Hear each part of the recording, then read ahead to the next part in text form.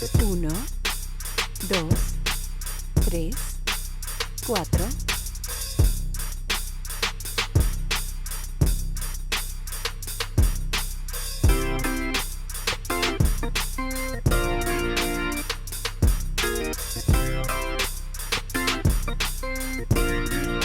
Here we go. Okay. Okay. Check one, check two. Okay, you ready? Okay. Here we go. Check one, check two. Welcome to the Cannabis Coffee Hour with your host, me, Rob Cantrell. I have an exciting episode, a new episode, a CBD episode, a cool episode with an awesome guest, one of my dear friends, a Canadian, hilarious, Comedy Central, toured the world. Please give it up for my good friend, Lynn Shawcroft. Hi. How's it going? I'm going to ask a question. Yes, Lynn. We're both rocking sunglasses. From your experience of doing this, hello everybody. How are you? I'm excited to be here. I love Rob Cantrell. I love Lynn Shawcroft. So, from your experience, what do you look at the green dot or do you look at the person? I kind of do a little bit, but I try to look at the person, but then I have to watch myself a little bit in case of like some boogers or last I had a weird earphone thing and my hair went crazy. I'm going to put my earphones in too, but we can keep talking. I don't know where they are, if that's all right. Yeah, you could talk like this. I think we got good audio. Grounds you, you know what I mean? Yeah. All right. It's so good to see you, buddy. How are you? I'm doing good, Lynn. How are you? Good. So Lynn is a great comedian, and we toured years ago. And it's nice enough. You're in California. You're in LA right now. Yeah. How's the COVID world? How's your vibe? It is. It's interesting. Yes. Like I go out into the world and I feel like it, like, because everything's crazy, I feel a little bit more confident in being my crazy self. Like you can go out and kind of be a creep and like not worry about it as much. Like you can stare at things. Like the mask helps. I like the mask. I do too. I'm a big masker. I got handkerchiefs. And it's like post-apocalyptic and stuff, but it's also, this is temporary. I want to tell people, this is like, you get to be a freak right now. Go for it. Yeah. You know what I mean? Like wear a mask. I wear my pajamas all the time. No one gives a shit. It's like kind of like, and it's interesting. Like, and also I've always really valued relationships with strangers. Like so there's some of my best relationships that last less than a minute. People are scared of that, like small talk. I really value it because it's a moment in time in life where you get to decide to be connected and positive with just a human, like split second. And I find it really kind of amazing. So I don't know, there's something. I love that, Lynn. Nice. I totally get that. Yeah. It is. If you walk out in the world and you're like, oh my God, this weirdo's looking at me. But sometimes when you meet just strangers and you give them just a good vibe, it just, you could tell there's something amazing about it. Yeah. I've been, like I was telling you earlier, Lao Tzu, I've been going deep in meditation, but one of the cool things You've always been going deep into something. I know, but I think you just touched on it though, but you opened my mind. I want to listen. I have been talking a lot because we're comics. We always talk over each other. I'm trying to be cool, but one thing you just hit me to was you want to be you want to be personal and also impersonal. Do you know what I'm saying? You want to be personal, but you want to be in the impersonal. That means you want to be personal, but you don't want to be judgy. Like it's almost like you want to be just that moment to be that moment. It's almost like a really valuable moment. I've honestly, like, it's kind of gotten me through life. Like, I know a lot of comics or a lot of people like, I hate small talk, and I go, there's no such thing. To me, that's just small interest in other people. Yeah. I don't know. I love those. It's like a micro relationship. You get to make a decision in life in that 1 second to kind of connect in a positive, and people respond, and it's so, I don't know, I like it. Oh, you're a genius. You're exactly hipping me. Yeah, there is that. That's the only thing we own, actually. Like, that's the to me only, that feels like, because when I go that in the moment. world, I'm like, what's everyone? I'm like, how do you know to go on that bus? What's everyone doing? Like, I'm honestly legit, like, how do you know to, like what you're doing so much? And so when you have a moment at a store or somewhere that's just for a second, I like it. I kind of like being in line at the fucking store, and you can kind of like connect with someone and be a little loopy. I don't know. I like it. What was the last thing you bought at the I like store? What was your last store trip, and what did you buy, yo? Well, I ordered something off Amazon, a back for lumbar, like a thing to stretch your back. Ooh, and nice. at the store, I probably bought a back roller. Did you get the roller? This is more for like when you lie down, it helps you, because about 6 months ago, I started getting weird tingling in my fingers and feet. And I don't go to the doctor because I'm like scared, and I just spend most of my time thinking I'm a walking tumor, like an idiot. But finally I went and I got to get a brain MRI, like from the movies. It was amazing.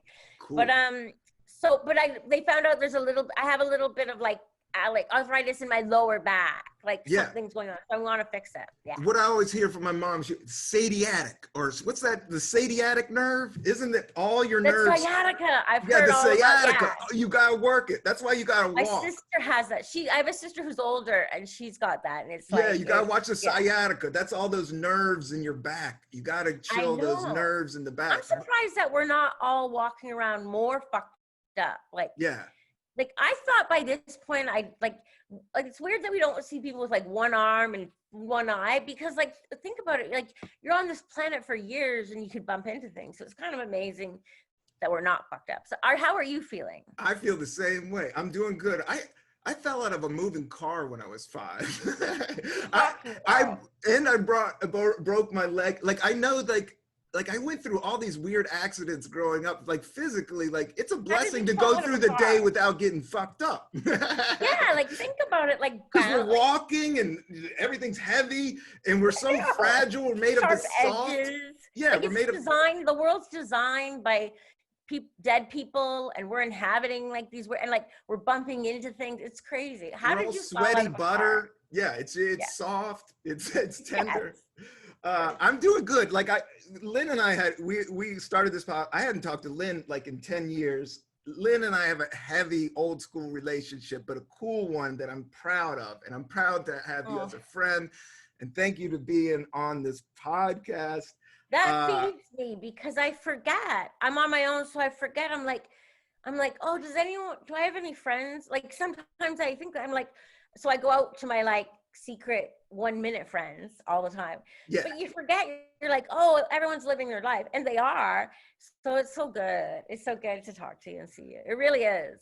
I feel the same. Seeing old friends is a trip, like, because it's not that heavy. And you're just like, you went through a war, or you just went through another universe together. And I always say, even in comedy, cats that I weren't even super comfortable with, but if I went through an earlier experience with them and I see them 10 years later, I'm like, it's there. Like, we both went through that about thing. The stand-up comedians or the comedian community, I don't know how big it is now. Like, I feel like every time I look on Twitter, everyone's like tag is comedian. I'm like, so there's 4 million comedians now, but there is a bit of a united thing. Yeah. And we have a special bond through someone that we both love, Mitch Hedberg. Yeah. Mitch Hedberg. Yeah. Your sweetheart. Yeah. Lynn and Mitch was a comedy couple when I first met them, a power comedy couple. I don't know if they were power, but you were the original comedy couple that was making it work and cool. And Lynn is a super funny joke writer, performer, stand-up comic, but also would open and work, was kind of like the mother hen of the whole Mitch operation during his prime of like 99 to 2003, when he went launched off into stand-up music. I wasn't good at it. You were good at it. We toured together. I got to open for, I actually did, I opened for you guys for the first time out in Sacramento. And it was way before I got Last Comic Standing. Yes. but you guys were You were a so young, fresh nice. kid like you are now. Fresh kid. I was a year and a half, 2 years. I was probably stepping all over you guys' feet. Did you know who Mitch was when you got that gig to work that week? Like, had you heard of him? Yeah. Yeah. San Francisco, I started in SF, and as you know, SF was like the original of alternative. Like, it was like the most snobby scene in a good way. I liked it because it made me rise above. It was hardcore. Like, they didn't let hack shit fly. Yeah.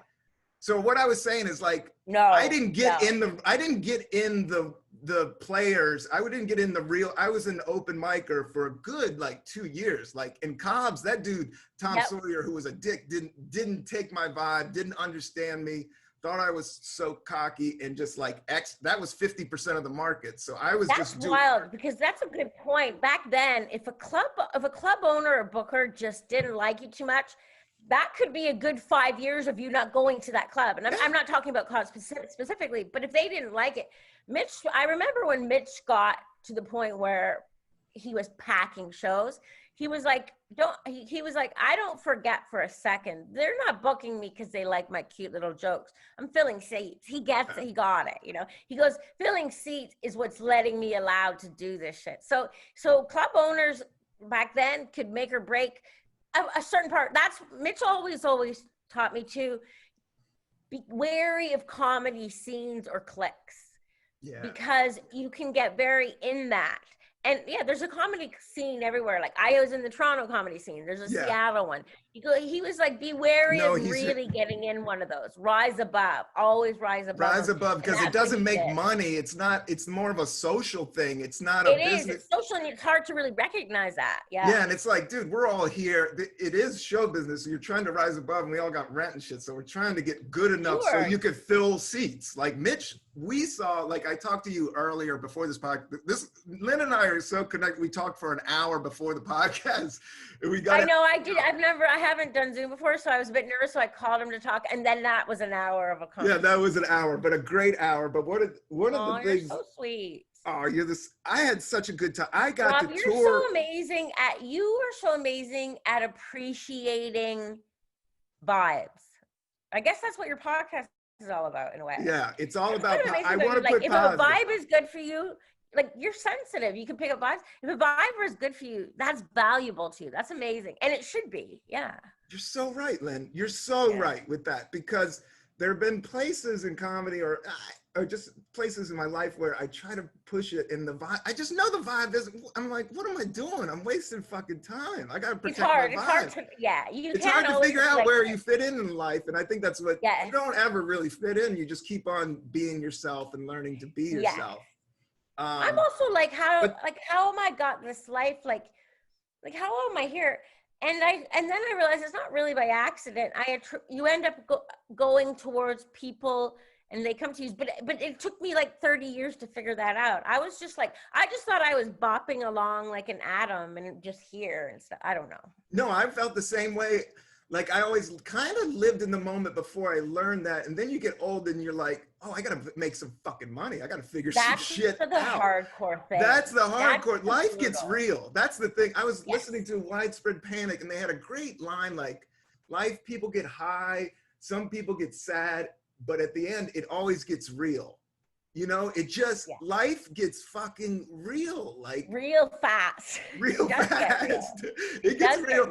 But that's what, but also, at the same time, it's really not hard real. To recognize when a vibe, like when people say to me, I talked to you about this, when people say, or like when people are like, it's a bad day, this happened, or a good day, this happened.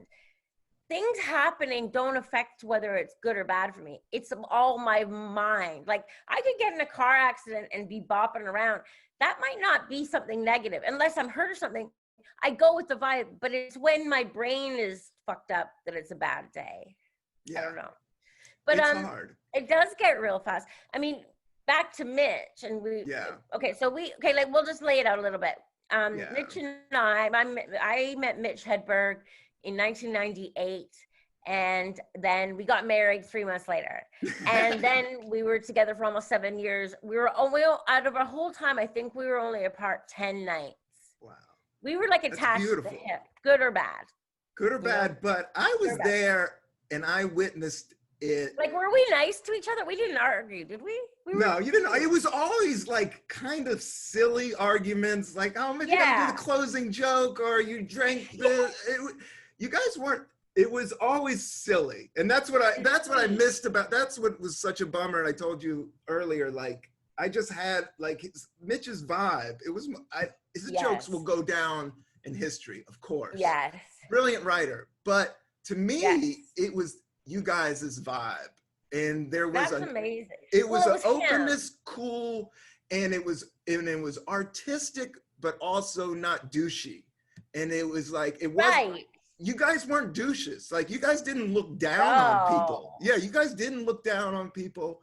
No, and even the worst hacky comic you would. Mitch was so revered that Mitch was also silly, and also he was a comedian, and comedians always do the slams and the things, but he was also conscious that, you know, we'd be in a green room and it would be packed with like 10 comedians just staring at him. You know what I mean? Like, you were working, but like other comedians, and he also knew to be inclusive. You know what I mean? Like, do a little joke here and there, but also he knew people might take his things to heart. So he was conscious of, like, he wasn't like all like goody, but he also knew he couldn't lob any hardballs because people took it to heart because they revered him, if that makes sense. So he did create this really neat energy. So we met you. So we were at the Sacramento Punchline, which as a comedian, you usually work San Francisco for a week and then you go to Sacramento. And we went to Sacramento all the time. Like, it was like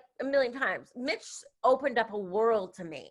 Like, I came from Canada, and the next thing you know, for 7 years, I went to DC 10 times. It was wild. So then we met a fresh-faced, cute Rob Cantrell that week, and you were emceeing, right? Yes. MC, because that's how it works. So you were just been bumped up from things, but you had just done a TV show. So how did Mitch treat you? And then he gave you a treat, right? Yeah, no, Mitch was good. I'll tell you, it was before the TV show. I got the TV show but the first time, and we'll bring him up, the first time, and he drove me up there, was Brian Mallow was featured. And we both have good friends, and Mitch has history with Brian. I know you guys all do. Love him. You know, he was very kind to me too. He was very kind to me. And That's wild. You forget that comedians, because Mitch really, at the end of the day, wasn't much older than you. But, you know, like, think about it. He died just after his 36th birthday when you look at it now.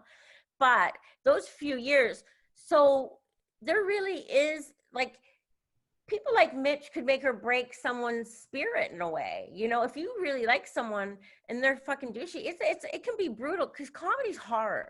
It's hard. It's hard. And he understood how hard it was. Any comedian now remembers every time a comedian was kind to them young. They remember that. It's huge. Yeah, Mitch got me a hotel room. He paid for. Do you remember this? And you guys, because I was sleeping on my cousin's couch like for the fifth night or whatever, you guys, and I was just coming in. Also, they didn't put you up, so you had to like go back and forth. Yeah, I had to go back and forth, and I didn't have a car. I'm borrowing a car that isn't insured. The whole thing, like, you know, half broke, barely making it, getting on stage, kind of bombing. Yeah, holding on to the dream, the whole nine. But Mitch, dude, you guys came in, and Mitch got me up. You guys got me a hotel room. You guys got me a hotel room. That must have felt like, oh my God, that must have felt great. Yeah. It was heaven. And the problem was Brian Mallow heard about it. I think Brian Mallow heard about it and wanted a room too. Oh my God. So I kind of fucked up on that one. That one I should have. No. That was one of those times I should have turned down Mitch's generosity, because Mitch was like, because he threw it out to me. We were hanging out. He was like, dude, I'll get you a hotel, because I was probably complaining like, man, I got to drive up here. What are you talking about? You're a lunatic. That's the best thing. You took it. I did. I took it. I felt bad, but I took it from him. I was like, you know, I'll take you up. No, Mitch also, I'm writing a book. I've been offered to write a book. Mitch also had this philosophy, which got us into trouble, is he didn't like to say no to anything because it's negative. Like, to the point of, if you offered him a piece of gum and he didn't want it, he'd still say yes. That's how fucking on point he was. So that got us in trouble. That got us to the point where our hotel room would fucking ring all night from fans because he wouldn't lie. He wouldn't say, hey, he'd say, this is my hotel, but then he'd hide, right? You know what I mean? No, you should have taken it. I took it. Think about it. That's the thing you remember. It's amazing. Oh yeah. And I then have another stories time. about him buying people shit that's out of control. He was so died. kind. I'll tell you the other one he did was really cool. And I think, I'm not sure. No, Lynn, I think you weren't there. There was one Sacramento that you weren't there. Right. Which was, but I did get to smoke pot with him. I brought weed. So that's wild. We should talk about it. And that was during his kind of drinky Coke phase. I guess it just wasn't around. So I got to smoke pot with him. Maybe I hadn't met him yet. No, you guys were still running. You just didn't work that week. It was another random week, but he took me and my cousin. I had this cousin, and he took us to, where's the place you get the blooming onion, the Australian joint? Outback. Oh, yes. We balled out. He balled out huge at Outback. Took me and my cousin. I was there, I think. We sat at the bar. I think you were there. Right? Yeah, I think you were there. Oh, yeah, he loved to throw down a steak dinner for the youngins. He threw down a steak dinner with the blooming onion, the whole nine, and just like literally my mind just went. Really? This dude is the coolest guy. Yeah. Yeah, no, just being kind, just doing the thing that you wanted. Yeah. Like I remember when I met him, he taught me about money. He would sometimes bump up. Listen, this is crazy. So we flew all the time together. And if we didn't get seats together, he would walk around the plane and offer people $200 cash to change so we could sit together. Aww. And I'd be going crazy. I'd be like, we could buy a blender with that. And he was like, no, that's not how money works. And he when he did comedy, he was broke for 10 years. He bombed for 10 years. His girlfriend helped him so much at the time. Yeah. But he knew money would come. He never sold any merchandise. He was all about the jokes. So when the money came, put it this way, I don't know, do you ever go to a casino? Yeah, I've played casinos. Yeah, I like to go to a casino. I haven't been in a year. But when you win at a casino a little bit of money, $1,000, the first thing that's enjoyment is I'm going to buy a round. It's that joy of it. And that's what he got that. Like, I have great stories where like fans would have driven and he'd get them hotels. And I used to go ape shit in the beginning. I'd be like, what the fuck? And then it clicked. I understood it. And now I regret saying no to things. Yeah, you got to do what you got. But he was wild and, weirdo artist and eccentric and nice and cool, but also moody and all of it, like all complex human beings. One thing, there's a myth about Mitch that he had huge stage fright. And that's not true. Like, I think people love him because he is vulnerable, but they really only see, think about it. People love him just from his CDs and Letterman's, not much stuff. So he's loved, but they don't know tons about the live antics that went on. I've seen him do shows where I like almost killed myself. And then I saw him do shows that transcended fucking time and space. It was like a sexual fucking energy. No, yeah. And he knew, he's like, some shows have to crash and burn, Lynn. You can't rely, because I'd be in the back going, do your Dufresne joke, because I knew it would kill. And he wouldn't. Because he knew he had to crash and burn sometimes to build it up. Yeah. If you keep relying on the jokes, it's bad. But no, so, he always would take the risk. Like, it's just risky. Yeah. Like, he came from, like we were saying, the 90s, where all these hacks just wouldn't do risks, and it almost killed stand-up comedy. It almost killed it because it just got so lame. Nobody was fucking with it. And doing terrible road material. Yeah. But that's what I think is honorable about Mitch. Like, true stand-ups, and it's not the same thing every day. True stand-up to this day, your job is to go around and do jokes in different places. That's what it really is. It's a live art. Yeah. Do you think it's dead for real? No, I think it was. No, I think stand-up. No, last night I did a show in Brooklyn, and it's the middle of the pandemic. I haven't left the house, but I find this dude was nice. I haven't done it. And I promised, I turned down a week in Arlington Draft House. Were you worried about the muscle, like gone, or were you excited? I love the leather jacket's still there a little bit, but I've been in New York for the last, since I've seen you, and I haven't been blowing up in New York, but I have been steadily You're steady, yeah. Yeah, doing sets like at the alt rooms in front of the Cellar Crew, in front of the state. I've Yes. done, and then all the hipster shit, and then I toured with Tracy Morgan with urban, a whole other thing that I can't fake the funk there either. So it's like I'm not afraid of stand up. Like I'm not afraid of it. I know how to do it. I gave up on the world. I thought that once Mitch died, I'm like, I'm too old. I'm not allowed to do it. But you were like Mitch. You value the fact that like I get to have a creative life. Oh my God, it's kind of amazing. You still got to hustle. It's a hustle, and it really is. But don't you kind of think, oh my God, how did I pull this off? I get to kind of be a goof. It's amazing. It's amazing. Yeah. That's why you got to appreciate, all those gigs and appreciate, just like, when you get to do it. I think I do. I bum out because, the world is teetering. I love the world is like teetering on this weird thing, but. Do you think like sometimes, we're seeing in the world a lot of cause and effect, like this coronavirus causes people to do this. So this industry's dying. Like, it's weird. Like, is New York dying? Like, is it like, I'm still of the thing of like where America's America, the good guys win, but it's not like that. It's fucking nuts. And I think everyone's shattered like, oh no, what if it doesn't get back to not normal, but back to what we think is okay? Because it's all an illusion anyway. It's just now the curtains have been torn. Like, it's crazy. And so like, I think amazing, like, when you see like in a city and a plant is coming through a crack, yes. That's what I think is happening a lot too. Like, people are shining, but also they found a 30-foot snake on the subway. We need garbage trucks. We need sanitation. So what the fuck? And we need food. Like, it's crazy. What do you think? I think, we need society. But I do think this is the time, like, I think we're all one big organism and we got sick. There's we're all connected. So our organism, there's some weird bug that's fucking everything up. And we're all like, yo. I know, it couldn't be laid out more obvious that it's all like this affects.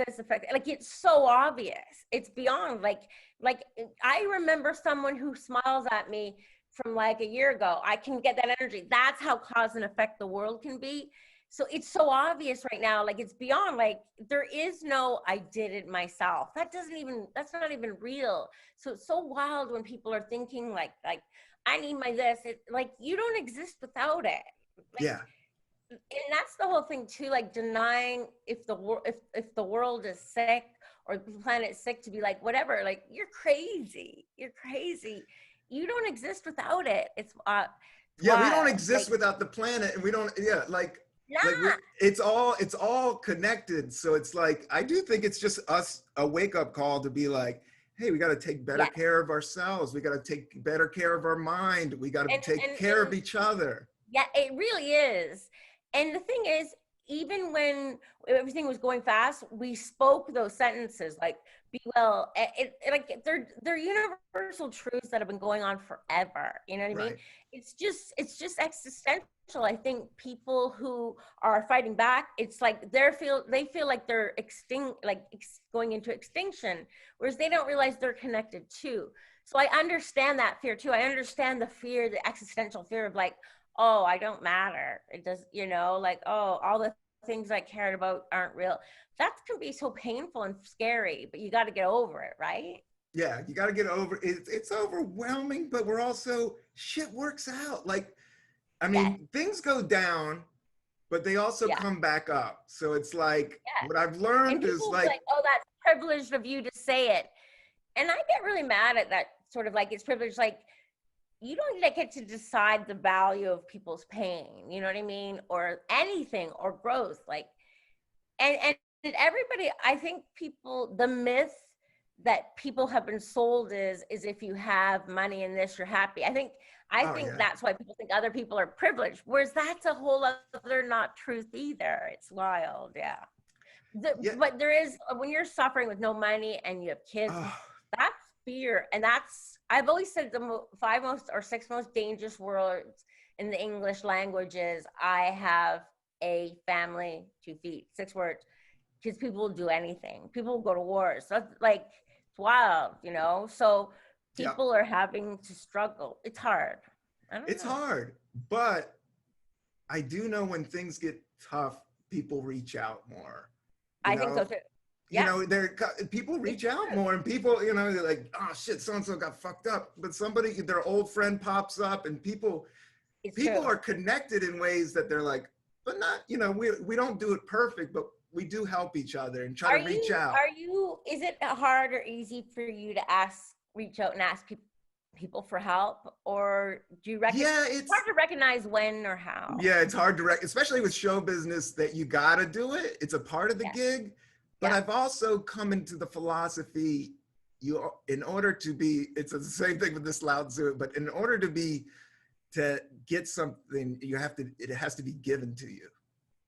What do you mean? Just meaning like, okay, you want to be on this show, right? I can go directly to the dude that runs it and go, hey, I want to be on this show. You should put me on this show. And that might work. Or you could be so good that he's like, hey, you got to be on my, you know what I mean? You go There's a little bit of things like he viewed me and him as a unit. It's us and the world. And sometimes I fought against that, and I look back now and see it. But I remember him saying, he goes, we'll get to the point, no, we can't be denied. Like, he had that kind of thing. Yeah, that's the thing. And he put in the fucking work. Like, he deserved it. But he understood too, like, he goes, you get to the point you're undeniable. He goes, even if my manager fires me and show business hates me, we can still find a room to put on a show. Like, he thought that way. Whereas I was always worried a little bit more about his career. Like, what if this, and I regret it so much, but I was also put in that position. Yeah, and you guys got wrapped up. I mean, he had the best agent. It was rock star Hollywood in full effect, but he was right. Like, the older I get with this stuff, it's like the artist is really the artist is driving the machine. Like, he got in trouble. He goes, you don't understand. My manager's amazing, but trust me, he left Kurt Cobain and all these people. We're doing things that these people admire. They just don't do them. We're just different. And I had a hard time buying that about myself because I didn't see myself that way. But he'd be like, we're sexy, baby. Let's do it. Yeah. Like, and sexy in the way he used sexy as a word of like, it's a little bit spoiled rotten, like we can get away with shit, but not bad stuff. But he's like, we put in the work so we can enjoy the fruit. I don't know. I think he created value. He created value. Yeah. I think he created value. Like, your art creates value. Like, there's Mitch, the artist, and then there was Mitch, the person. And I love the artist, but I really love the person. I loved you guys. Yeah. Just as regular people, like if I worked at if we worked at Shop and Stop together, we would be friends. You know, I would totally. Yeah. You know what I mean? So I was a fan of the. Mitch was as happy being a cook as he was doing comedy. When he only had 2 jobs in his life, and one of them was a cook in the kitchen, and he was like, I came in and he goes, I was the one that chopped. And he goes, and then my goal was, I want to be a cook. And I reached my goal. And he was the guy back there at that time, long hair, high, happy. And he would do it well. Like, he had pride in doing, like, if he had, like, if he made something. And I was always jealous, but like, I'm like, I didn't know how to enjoy things. I was always like, I have to do this to do this. But yeah, it's cool. Like you said, no, you're right. No, I get it. Together, you'd be laughing. Yeah. No, and the other thing, Lynn, another realization I've come to, and we're both this, it's the most laid back people, like the most people that are like, yo, I'm so laid back and I'm that way, are the most high strung underneath. They're the most like Mitch was organized. Yeah. I remember seeing his organizer, like he pulled out his organizer, it was just all numbers and dates. And then he had stacks and it was like, this guy wasn't playing around. Like he was, he was organized. He knew. He was like, you do this so that when we get to somewhere, he's like, so that we can also hang out in a hotel for 3 days. Like he did it. But that blew my mind about him too. So I met him, I saw him, and then I saw him do a set, and it was kind of magical. And then we kind of met and fell in love kind of fast, and it was kind of crazy. So I met him in Toronto. He was working. there was a guy opening up for him that was cock blocking him like a motherfucker. So anytime I would go talk to Mitch, he wouldn't. He just cock blocked Mitch all the time. And I want to write the story about cock blocking makes the heart go fonder, because this guy kept us apart. So by the time we ended up with the conversation, it was like fire. So it was like friends. And then that was like in October. And when he went back to New York, and it was like, oh, that was kind of a fling. But like, it was special. So then he flew back to Canada 2 weeks later, and we hung out. And then he said to me, he goes, hey man, because I wanted to go LA. Prior to that, I'd only been doing comedy for like a year and a half, but I'd already had a fucking 100,000 development deal. It was nuts. Lynn is a very good joke writer and funny on herself, and just a Canadian to the core. Canadians are good at comedy. Bonnie's good at comedy. I never really was great at it, but no, your jokes are great. And I was going to share one that you and Mitch were working on. And I've always kept this in my heart, and I've never said it to anybody, but it never made his album. But remember, the joke you guys were working on is like, you've never seen a fat robot. Yes. Well, here's the thing. I want to make it clear. I never helped Mitch write jokes ever. That was his thing. He was his thing. He wouldn't, would you punch up? Together.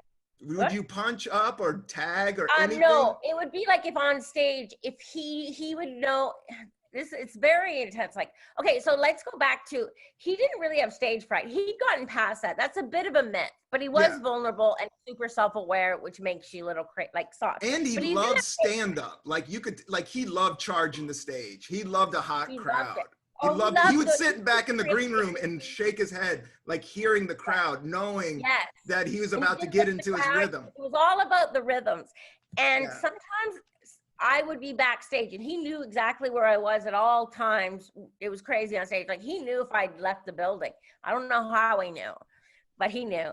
And it was like we were connected. So when he was on stage, him and I knew the rhythm. Almost like, when you watch like a meter of sound and it goes up and down. Him and I knew exactly which joke could only go to the maximum side. And sometimes when it would crash through that, he'd go, Linny, it went up. Like, he could do a joke for 4 years and it would only hit there. But if it crashed over, it would be connected. Him and I would both know, oh my God, it went to a different thing. So that is sort of how I was with him. But I didn't write with him, but we were experiencing the exact same life.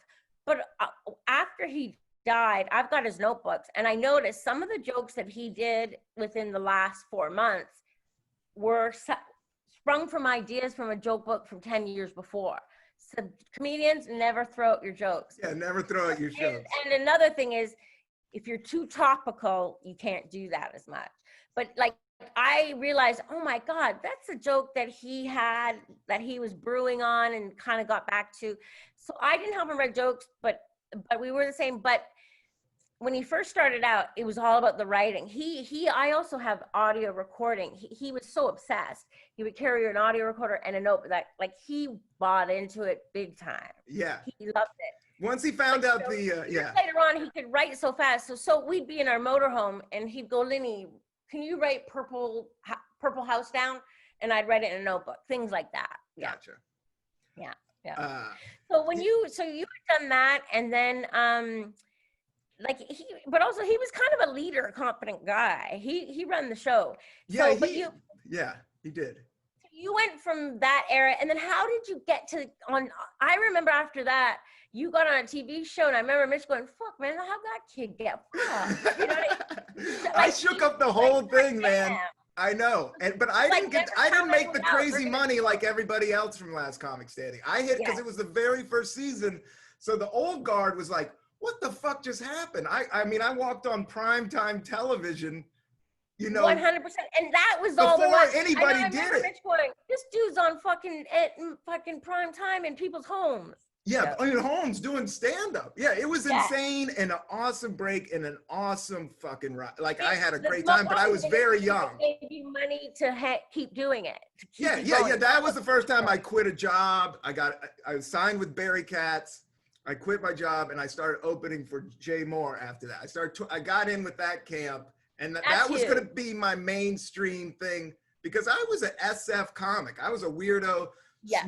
My open mic days was just smoke pot all during, write, Do perform, you remember any of the hang people out with Spiegelman. that you hung out with? Who were you? Oh, dude, my first sets, I remember seeing my first comedy show blew my mind that I went and saw at the Punchline, and the lineup was W. Kamau Bell, Al Madrigal, Arj Barker, you know, Harmon Leon. Arj is a fucking force of nature. I saw him come out of Australia, like his first, Mitch second. Him. Yeah, and he just destroyed. Mitch loved him. Mitch Nothing but respect him. And Arj loves Mitch. He knew Mitch could point someone that was their own entity, and he loved Arj. Love him. Yeah, very much.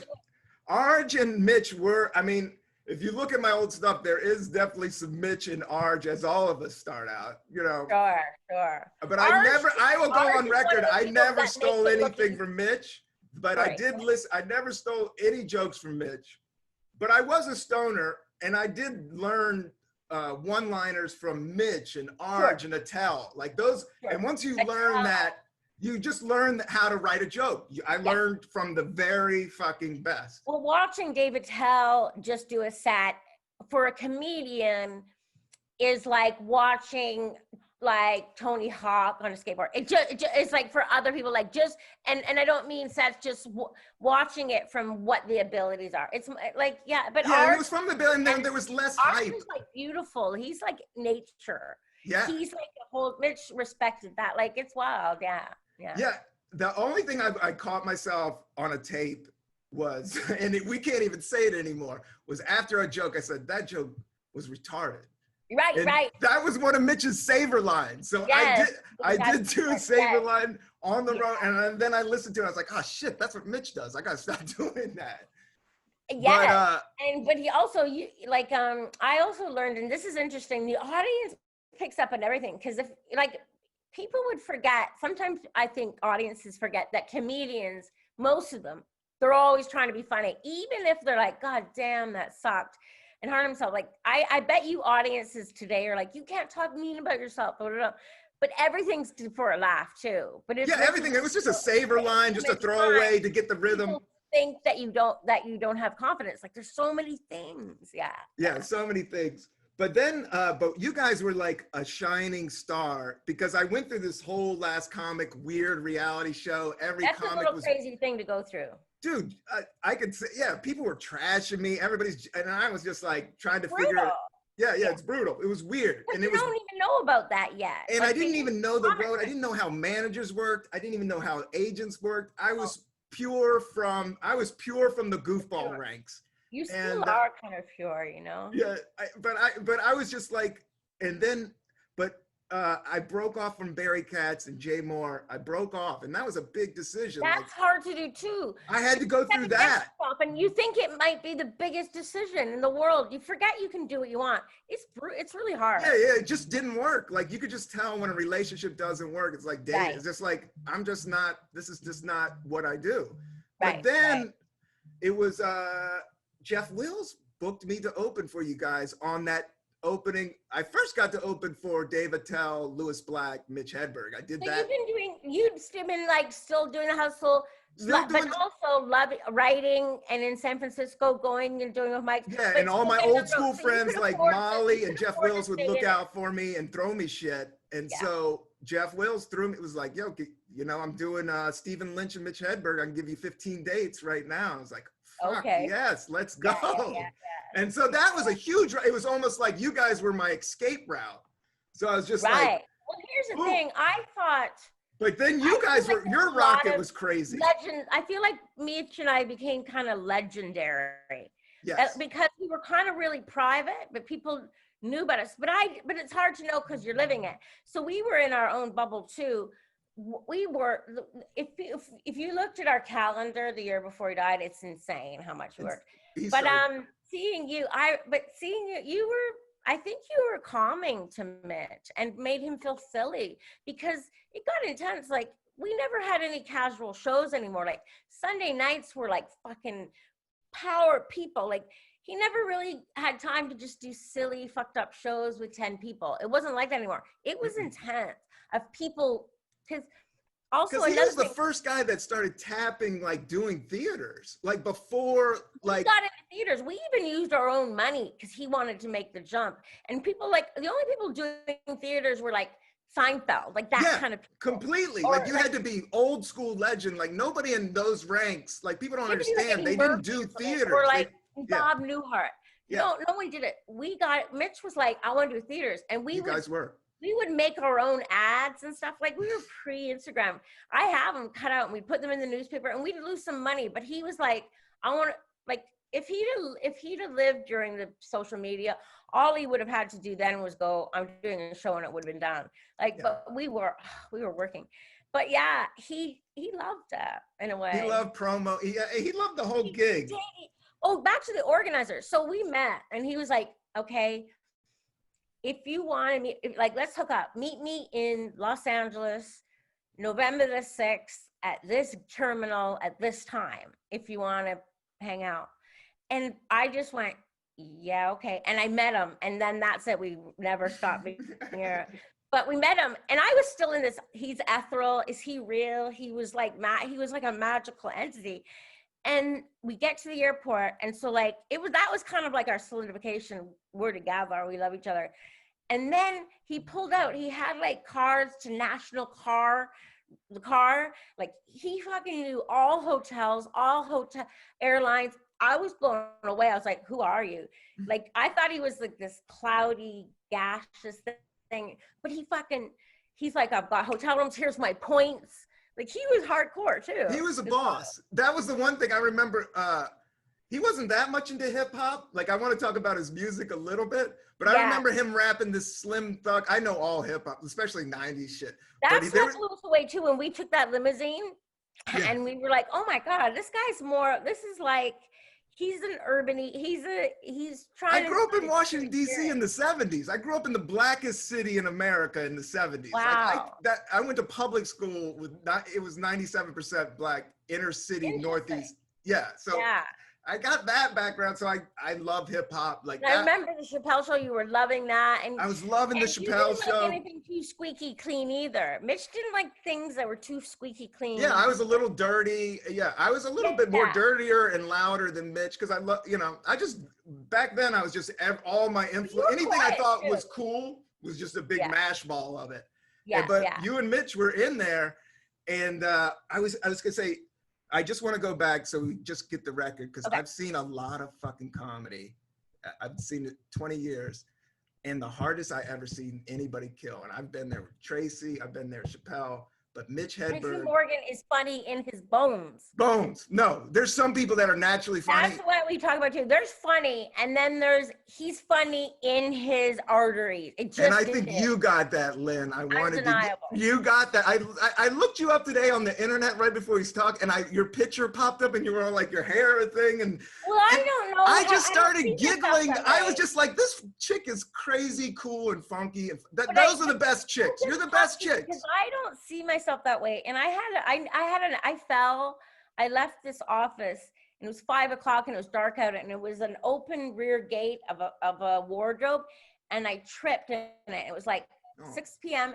and I landed, and I knocked out all my upper teeth last year. And so, and then me and my boyfriend, I had been dating amazing comedian, TV, John Doerr, and him and I had broken up recently. So last year I became kind of isolated with and I had to these are like fake dills in my head. I had like operations on my mouth, and I was confused, and I forgot. I think I thought I don't see myself the way, so it's just really sweet, and I can't tell you how much I appreciate it. I just think you're the coolest. I just think you're a cool chick. Yeah, and I just know. But I don't know. I'm always trying to fix myself. Like don't fix yourself. I'm friends with Doug Stanhope, not as much, but we hung out several years ago. I'm always, should I do this? And he goes, what about the concept of you're just great already? Have you ever thought of that? And I was like, you're crazy. I'm always like, why can't I get my shit together? Yeah, I think he is who he is because he accepts himself. Wild.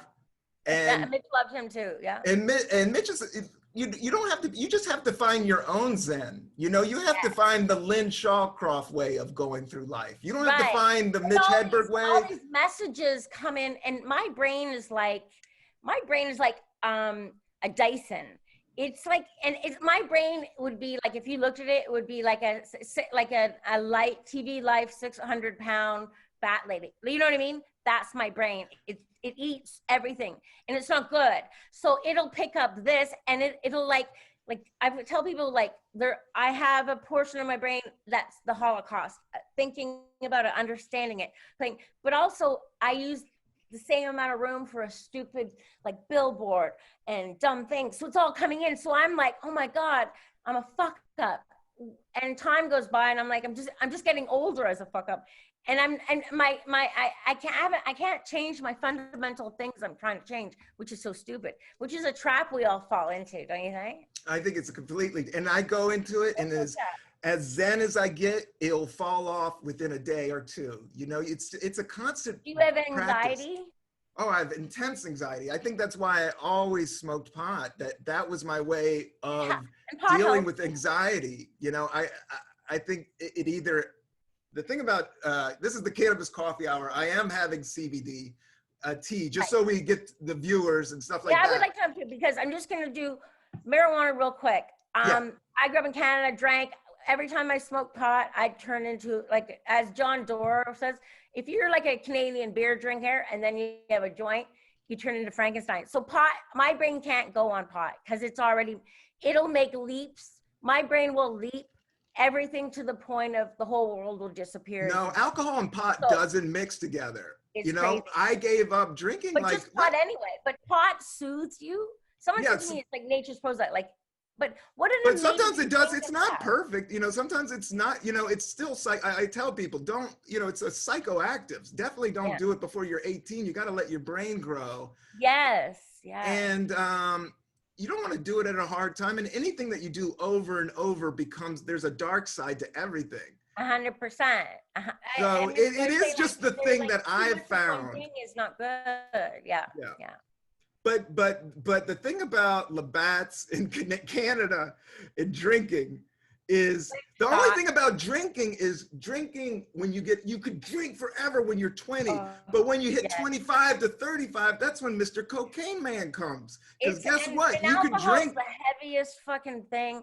Yeah. Like now, like beer, like now, like to get where you want with alcohol, it's like 2 or 3 drinks, and then it's sloppy, and then the next day. So I get emotional when I drink. I don't care about it anymore. I would find depression. I would get my deepest depressions. My hair look like shit. No, your hair looks dope. You look awesome, Lynn. I have to cut it on my own. I look awful. No, you don't. You look like Lynn. You look great. Look at that smile. That's another thing too. Is last year when I hurt my teeth, I think I got a little just what's it called? Dysphoria. I didn't know what I looked like, so I would go out and I thought I looked like a monster. That happened after Mitch died too. I was so fucked up. I thought that I looked like a crazy creature, and people were scared of me, but they were polite. That's where my head went. I go a little crazy. So sometimes I don't know what I look like. You gotta give yourself a break. And I'm telling you gotta get on the Eckhart Tolle. I don't want to be preachy. You're exactly who you are too.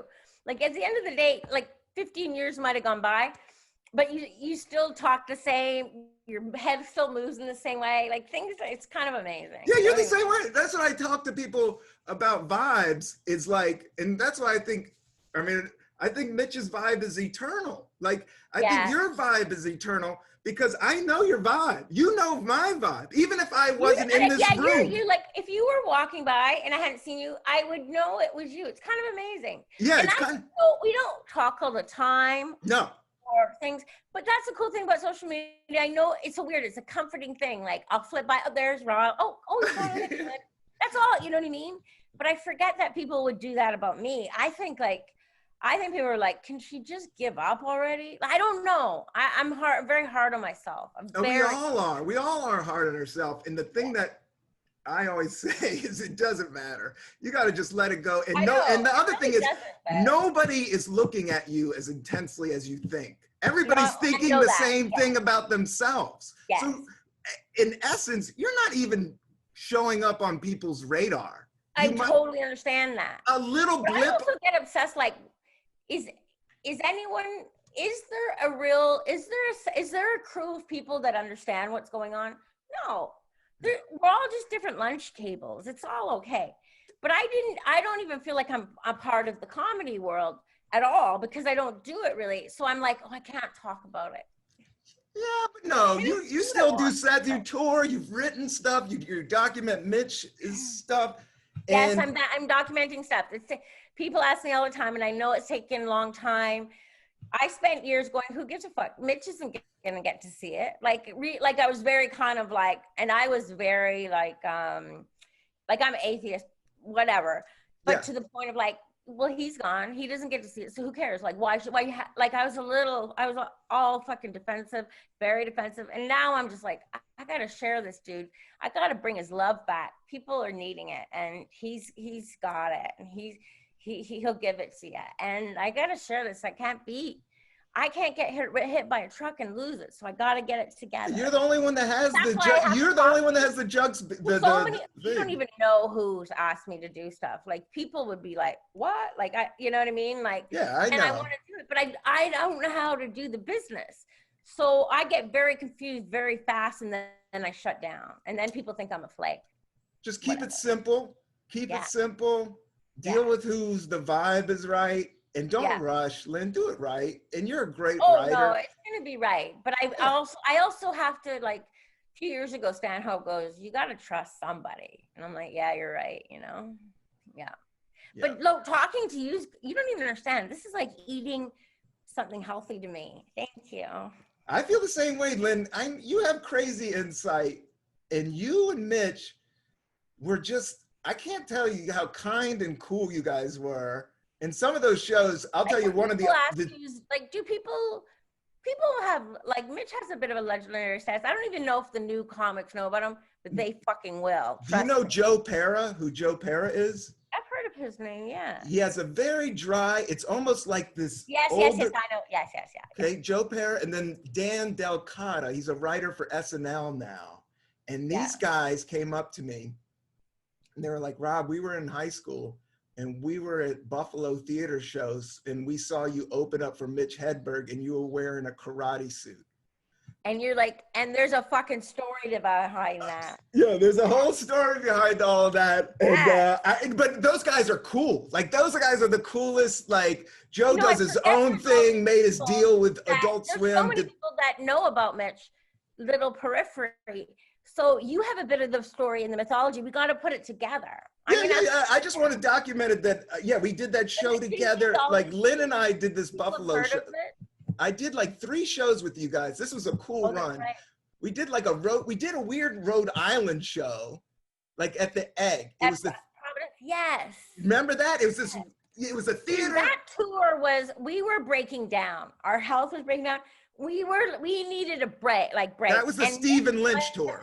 Too happy about Stephen Lynch. Yeah. Mitch was such a stand-up through and through. He was a little like, and stand-ups can be douchey to guitar people. Yeah. But he had a little like a bit of a.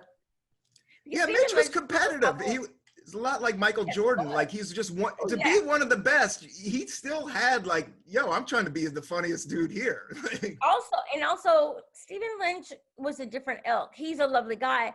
Yeah. But he lied a little bit to Mitch, and that fucking, once you've crossed that line with Mitch, like he pulled some shit like, I need to go last because I'm like this, or going on before Mitch and doing an hour and a half of music. Like that's not how it should have been. That's not good for the audience or anybody. And then talk about like politics, red, blue. There was a time that we were in LA and Lynch fans were outside fighting with Hedberg fans. Like that's the beginning of the fight, stuff like that. So, but also like, I'll have to think about it more, but I remember he wasn't that great feeling that. So Mitch was rebelling a bit and being a bit of a shit, Yeah. Because Buffalo was the last time I saw him. Mitch knew when Mitch was in town and all these younger comics would come out in DC and stuff, and they loved him. But Mitch would go, every single one of those comedians is going, I'll do better.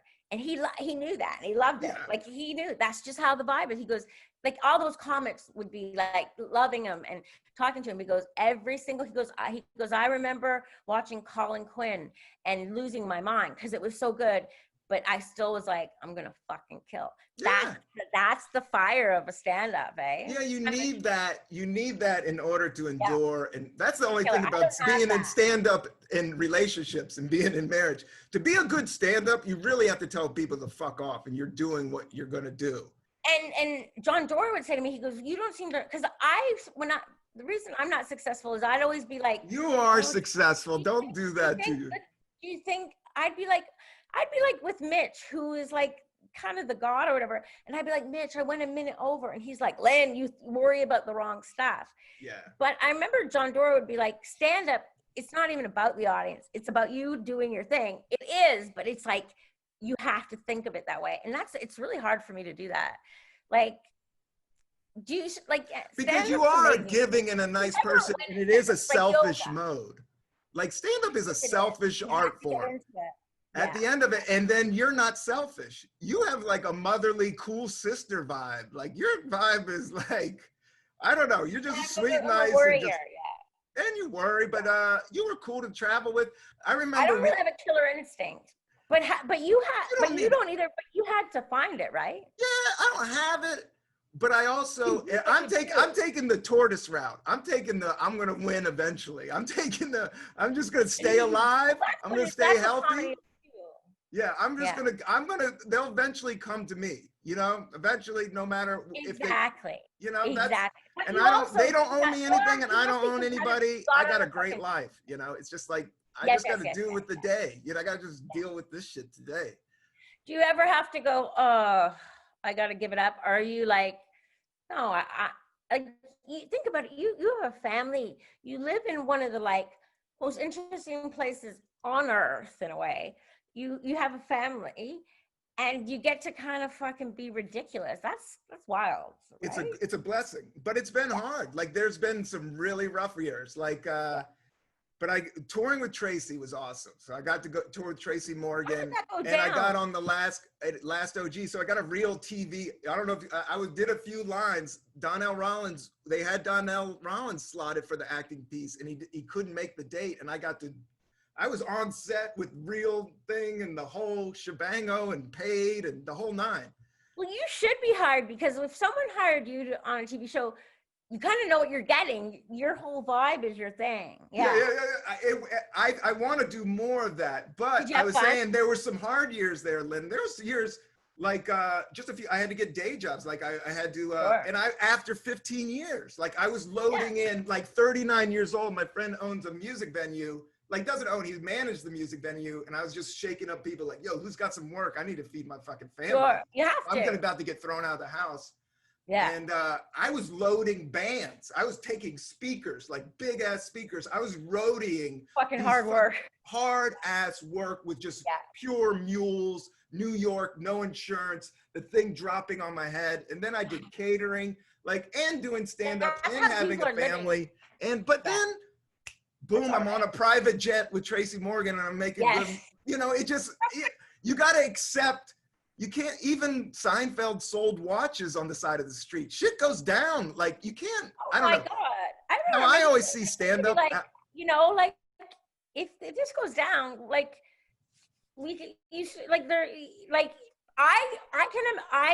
I'm a more of a, like, something taught me, like, you do this, and if you go back, it's bad. No fucking way. Now I get it now. And those jobs were kind of cool and kind of fun because they were just menial. And like you're not overthinking. You're in. I'm not overthinking. I was busy. I slept like a rock that night. And staying in a certain mode kind of fucks your creativity up. Like if you're smashed back into a different reality, like hauling things, your mind is thinking differently. Completely. So yeah, I took some hits, but then came, and then things work out, things go up, things go down, and then how did the Tracy Morgan thing go down? Just like you got a call, or do you know him? I know him. Like right when I got to New York, I'll tell another sweet. I remember being in my wife's apartment and I was crashing with her. How long have you been with your wife? I've known my wife since I was 19 years old, since college. I'm gonna lose my mind. Yeah, and but I started dating her right when I left Barry in LA, and I kind of got my first like super hype and everybody CAA, the whole That thing. happens a lot to comics. You're like, fucking, because when you start, comics are like, it's gonna take you 10 years to be funny. They tell us stuff, and every comic goes, not me. You know, you have to have all the like. You have to untrust the unknown. Delusion. Yeah, but do. Sometimes something big happens in the beginning, like you get a deal and you're like, but then it like. How much was your deal? You never win. What? How much money did you get on your deal? 100? I got $100,000, and I honestly had. I've never had $100,000 in my bank. Oh what? my God, I've never had that money in my bank. When I first met Mitch, he had a $500,000 deal. To give that to a 24-year-old, you don't have a date. You're so lucky to be alive. You are so lucky. If you gave me that much money at that age. For me, it was like, oh, I don't have to bartend for a while. That's how I thought of it. But you know what? I came to LA and I did 2 auditions and I didn't get them. So I was like, oh, I guess it's no. I didn't understand it. And I went back to Canada, and Mitch was like, are you crazy? Like, I was like, oh, I guess it's no. Like, I don't understand things very well. My brain doesn't understand. But I don't. Yes, you do. I've been doing comedy, and I've done it maybe, honestly, like legit 15 times. And I got into the Montreal Comedy Festival. And I got rejected, but my roommate who did a cartoon, I drew a cartoon of myself doing comedy, I sent it.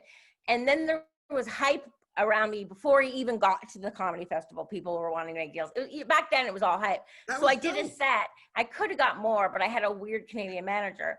And Mitch was at that festival at that time, and he heard of me, and I was getting hype, and he was like, fuck it. Like, you know, he was like, I'm ready, man. Yeah, and 2 years later, he went back to Montreal and got a $500,000 deal. So yeah, it's crazy. But that's cool. But you know, when you get $500,000, it's not like you have it. Like, it's like, you know what I mean? Like, you spend that. You know what I mean? Yeah, like, and then the agents take 20. After they take 20, and then the taxes, and then you buy some stupid jacket. Like, also, he had a movie made. He paid off credit cards. So you know, it just keeps you going. You know what I mean? It keeps you on the ride. So yeah. So you knew Tracy Morgan, and going back to Tracy, funny guy. I opened, like, he saw me at Stand Up New York right before 30 Rock. So he was still bouncing around in New York. He's from the South Bronx, and he saw me. He liked me. He was like, "Oh, this dude's funny." That's adorable. And so I opened for him at Caroline's. He was successful, yeah. Yeah, he was already a huge star. Like, we did Caroline's, and he had bodyguards with guns. Like, it was a whole VIP. Like, this is New York. He's like the king of New York. Like, it's crazy. Mitch wanted more security. He was like up for that. He was like, because he was like, Tracy doesn't play. He's from the South Bronx, like from the 80s. He told me when he got his Saturday Night Live gig, he had 4 kids. And he was still selling crack to make money when he got SNL. Like, imagine that amount of pressure and anxiety. Like, how much pressure and anxiety that would be. Like, to be dealing that and crime and even know to get Saturday Night Live. Like, yeah. And when you see him on things, you're like, of course, he's funny to his fucking bones. But there's a fucking lot of funny poor people. So I know. There's fucking probably 5 million really funny black dudes that are poor. You know what I mean? Like, yeah, no. Stand up is like that. It's like basketball. Like, there's a Michael Jordan in every town, but it just takes, you got to have a little bit of professional it's all the ingredients. But a little bit of New York's so rough and so tough, and it does make it can blacken your heart, just the homelessness and all that. But there is a toughness. Like people are literally just lost, drop down. Yeah. Yeah, but there is a toughness underneath it. Like, Tracy goes for it. My wife is like and Rich Voss, like there is a go for itness in New York that I've learned, because I'm from the South. Like, Rich Voss makes everything happen. Yeah, they make it happen. If he let it go, it would all fall apart. And he's raised kids. Like, he's amazing. Yeah, that's what New York has toughened me up. Like, it's taught me, you're going to take some hits. I'm not tough. That's like, I'm too scared. I wish I was tough. Can you take me to like a training camp? So Tracy, no, you're tough. I have a money manager. Mitch and I had a money manager just because, like, whatever. And Tracy Morgan was a client there too. And I remember talking to this girl, and she's like, Tracy, because, you know, he came from the Bronx. He's like, he will buy a $500,000 fish tank. But I'm like, get your money together. So, like, you know what I mean? It's so interesting. Yeah, but, like, so I mean, you can't. like, I don't judge him, and I don't judge Mitch. It's just when you deal with artists and talent, and it's just like, unless they're just doing something crazy, but at the same time, it's unless like they're awful humans. Yeah, unless they're awful human beings, and they're not. Neither of those cats are. They got good A lot hearts. of comedians aren't. A lot of comedians are kind of cool. Yeah.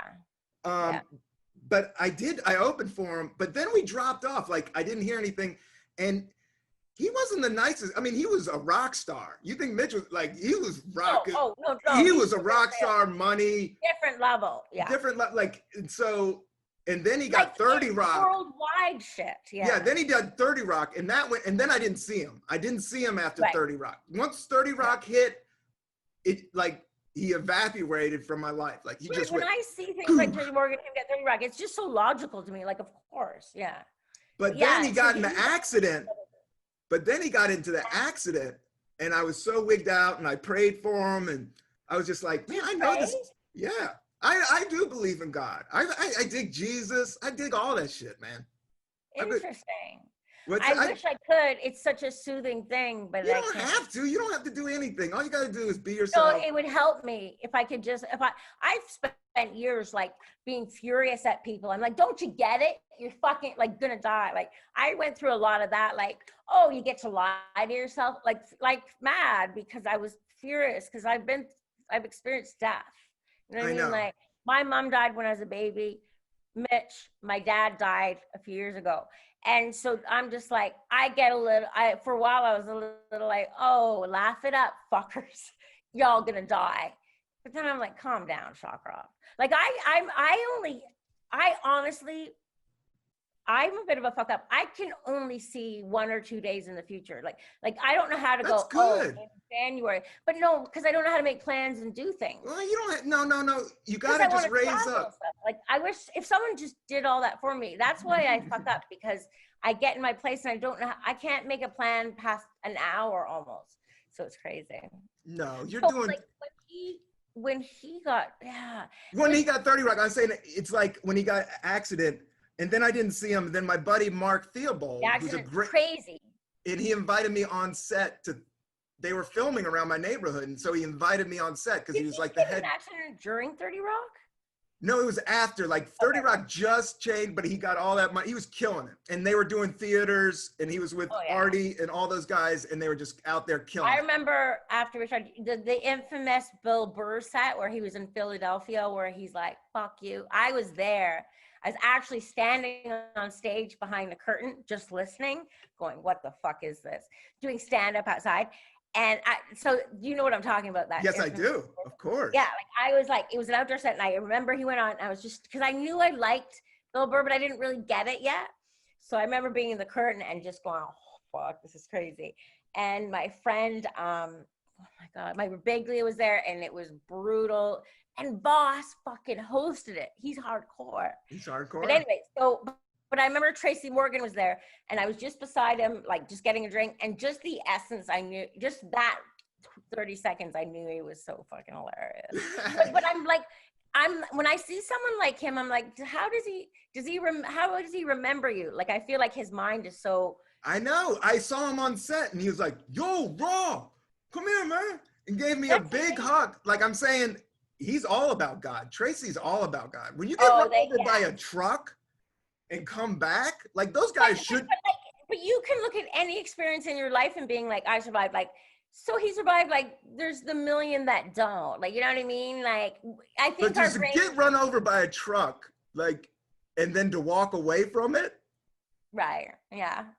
But why it's hard to be like, I don't appreciate life. Like, he appreciates life. Like, his thing is just pause vibe all day. So my positivity connected with his daughter. Like, I would see, like, Okay, so go ahead. So yeah, so So yeah, he was just cool, and he just invited me out, and we just started. I started slowly opening for him, and then I just started opening more and more for him. and these are all probably massive theaters and like Yeah, massive theaters, private jet. Like he doesn't even have to do. Like Tracy's so funny. Like he has to do it. Like if he stayed at home, he would drive everybody I've crazy. destroyed myself into it. But that's another thing too. Like Mitch was like, you don't understand, like, because Mitch's whole thing was like, he wanted me to grow as an artist too, but I had so much anxiety about him and us that I had a hard time with it. And also I'd be like, oh, I don't want to take away from other comics who want to open for him. Like I could have opened for Mitch every time. That's what he wanted. He was like, we'll I know you were good, Lynn. I love your act. I didn't know that. Yeah. I love your act, and I think you're cool. And one of the, because we gotta wrap it up here. But I wanted to talk about, okay, so I got to do, on the Stephen Lynch, my favorite shows were, we got to do Town Hall in New York, and I listened to the Howard Stern, the first time he was on Howard Stern, I listened to it on a clock radio, and my girlfriend, my wife's now apart. I remember listening to it on an AM, FM. Did you do it just prior to the Town Hall show? Town Hall, right before the Town Hall. So it's like, oh shit, I'm opening for this guy. And that's when like people started showing up at gigs to see him. Like Twisted Sister showed up on one of those gigs on the tour, and Mitch was a huge metalhead. His original taste was heavy metal. Mitch. It was.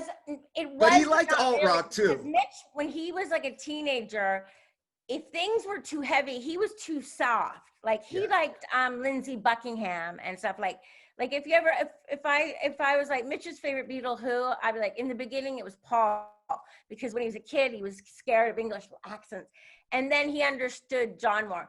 But like he wasn't really a metalhead. He was like more of a he liked sort of like Rat and stuff. Yeah, that's what I mean. Yeah. Like kind of like poppy, sexy, silly. Yeah, Cinderella. Like I knew that. Like I grew up around those kids. I know exactly. You know, Guns N' Roses, and then he evolved into alt rock and Nirvana, Soundgarden, all that shit. We all grew through that whole thing. But was a trip.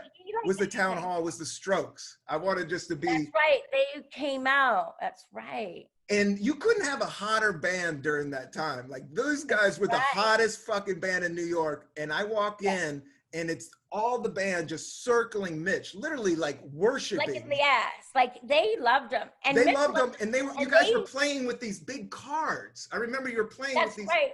Oh, that might have been Philly. That was Philly. But Philly was the big cards because they liked him so much. The one dude, I think Fab, came down. Yes, he came around and he had his like backstage pass from my things. There's so many stories, but like so the Strokes would come out, and of course Mitch loved it. But this was a whole thing about Mitch too. Like they'd be like, okay, and then we'll meet later. And Mitch and I go, yeah, we'll meet later. But we always went back to the hotel and never met later. Because he was only like, let's just like a little bit. He was like, let's hang out. But it was about us. He had a bit of a thing like that. Like I remember like the week before he died, he was playing New York, and this comedian's like, hey, Mitch, we want to go to the Saturday Night Live party. You'll get us in. And Mitch was like, eh.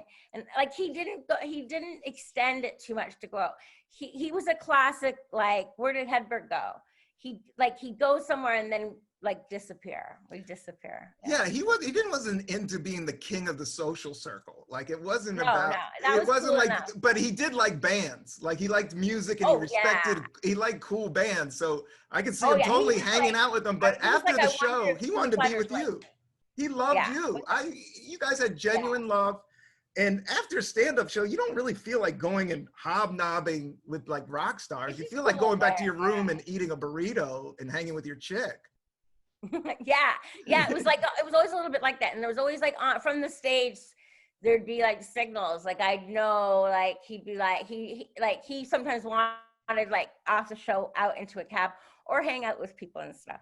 So but you know, it's a lot, like how when you see Tracy Morgan, like, but that's why they have people, because it's hard to meet your fans.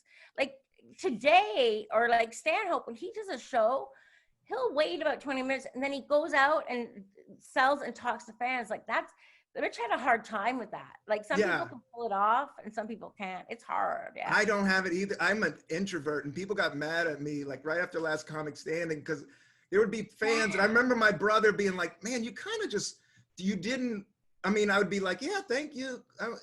But I would be too introverted and weird to be able to do the dance. That's so weird. Exactly. Also, when there's a level of power, like and Mitch would also go, they know my name, but I don't know them. So they'd be like, hey, Mitch, do you remember me from last time? And that would hurt him. He'd be like, So that was really hard for him. Yeah. It's hard. Like when you take everything to heart. Mm-hmm.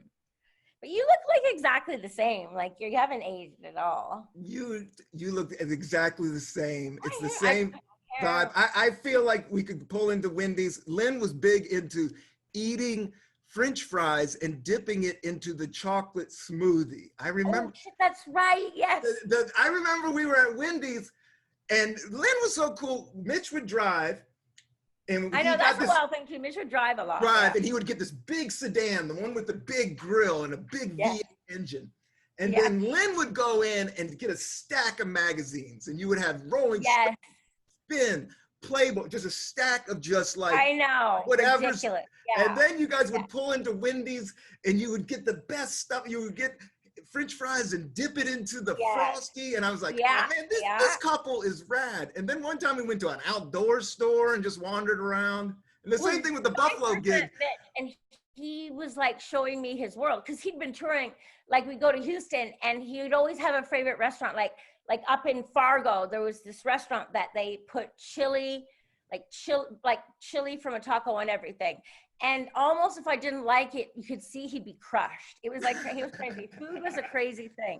Like I don't love Mexican food. And I think that was almost a deal breaker. He was like, I don't know if I can marry her. Yeah. No, Canada, the taco game wasn't that strong. Right.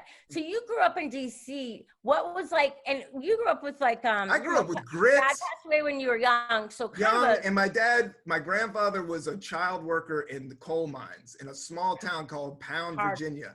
Hardcore. Like my dad was hardcore, came from just like, there's whole towns I'm related to in southern Virginia. So. Wow. So yeah, so I have, you are like going from where we are now, or like kids are coming up going, fuck you to everybody, your new attitude. Like, you're like, hold on a second. There's people who built these cities from fucking, town from nothing. Yeah. Like, there's not so many different sides to things. And no, but I knew the South is tricky because there is some racism and historical racism that's not like in any part of the country. It's built in there, right? It's just kind of built in there. So it's that's what I was kind of running away from. Winning with the racism. That's it's a complicated, interesting thing. It's a complicated, interesting thing. And the whole Charlottesville thing bummed me out. And brutal. Yeah. Brutal.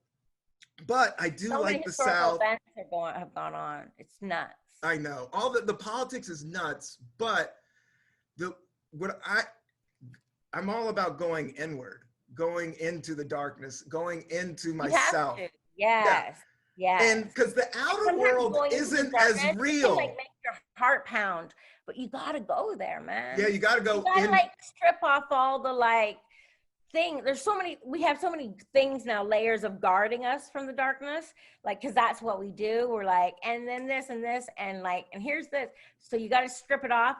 I've gone to the dark side with my brain over the last 4 years, and I've gone to the point of like inside death's core with my mind on my own. And I've gone, Lynn, get back. Like, you can go too far sometimes. Dark thoughts, you can't do that. The thing I try to do with my brain is I'll visualize a window and that I'm cleaning the window. I'm just cleaning the film and I want it clear. I'm practicing clearness. So I'm just trying to things as they are, but that's hard. It's hard, but it takes practice, just like stand-up. Your own perspective. My thing is I'll look at something from 98 sides and I'm like I've looked at Diet Coke from 5,000 sides to understand it, and I'm like, oh yeah. You know what I mean? But at the end of the day, you just like it. Yeah. What? But at the end of the day, you just like it. My wife loves Diet Coke. Like, what is it? And then what is the marketing? And then what is corporations? It goes on fucking levels, buddy. It's crazy. But then it's supposed to, but you're not supposed to do it towards yourself or like big ideas. You should do it like, you need to take that super machine. That's what they're teaching you. You go to nothing, no thinking, and just live in the body form and just move forward. And then use the supercomputer when you got to get some shit done. Like, yes, I got to do. The files are so full that when I wake up with 5 things to do, I can't even get to them because I look at a door and then my brain thinks about every door known to mankind. I see like Italian doors, like from Pompeii. I see doors, I see electric. How am I supposed to get to my fucking work when that's going on? No. You know? I just go Eckhart Tolle, meditation. My exercise is called the 5 Tibetan rites. There's these 5 Tibetan stretches that are so simple that supposedly it's called the fountain of youth, but it literally. Well, your body stays the same. Like you never get too fat or too something. You know what I mean? It's good. And I just wear one large t-shirt. Your health is everything. We got the machine, so you got to try to keep it right. But sometimes I fall off. I don't brush my teeth. I had a brown tooth that I just fixed that was dead. I knocked this tooth drunk at the Talladega race.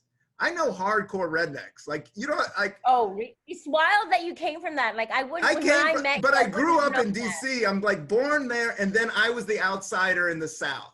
And so I was kind of the kid that was a little bit, so the yokels, the local yokels never fully accepted me. And but I was always like, I'm out of here.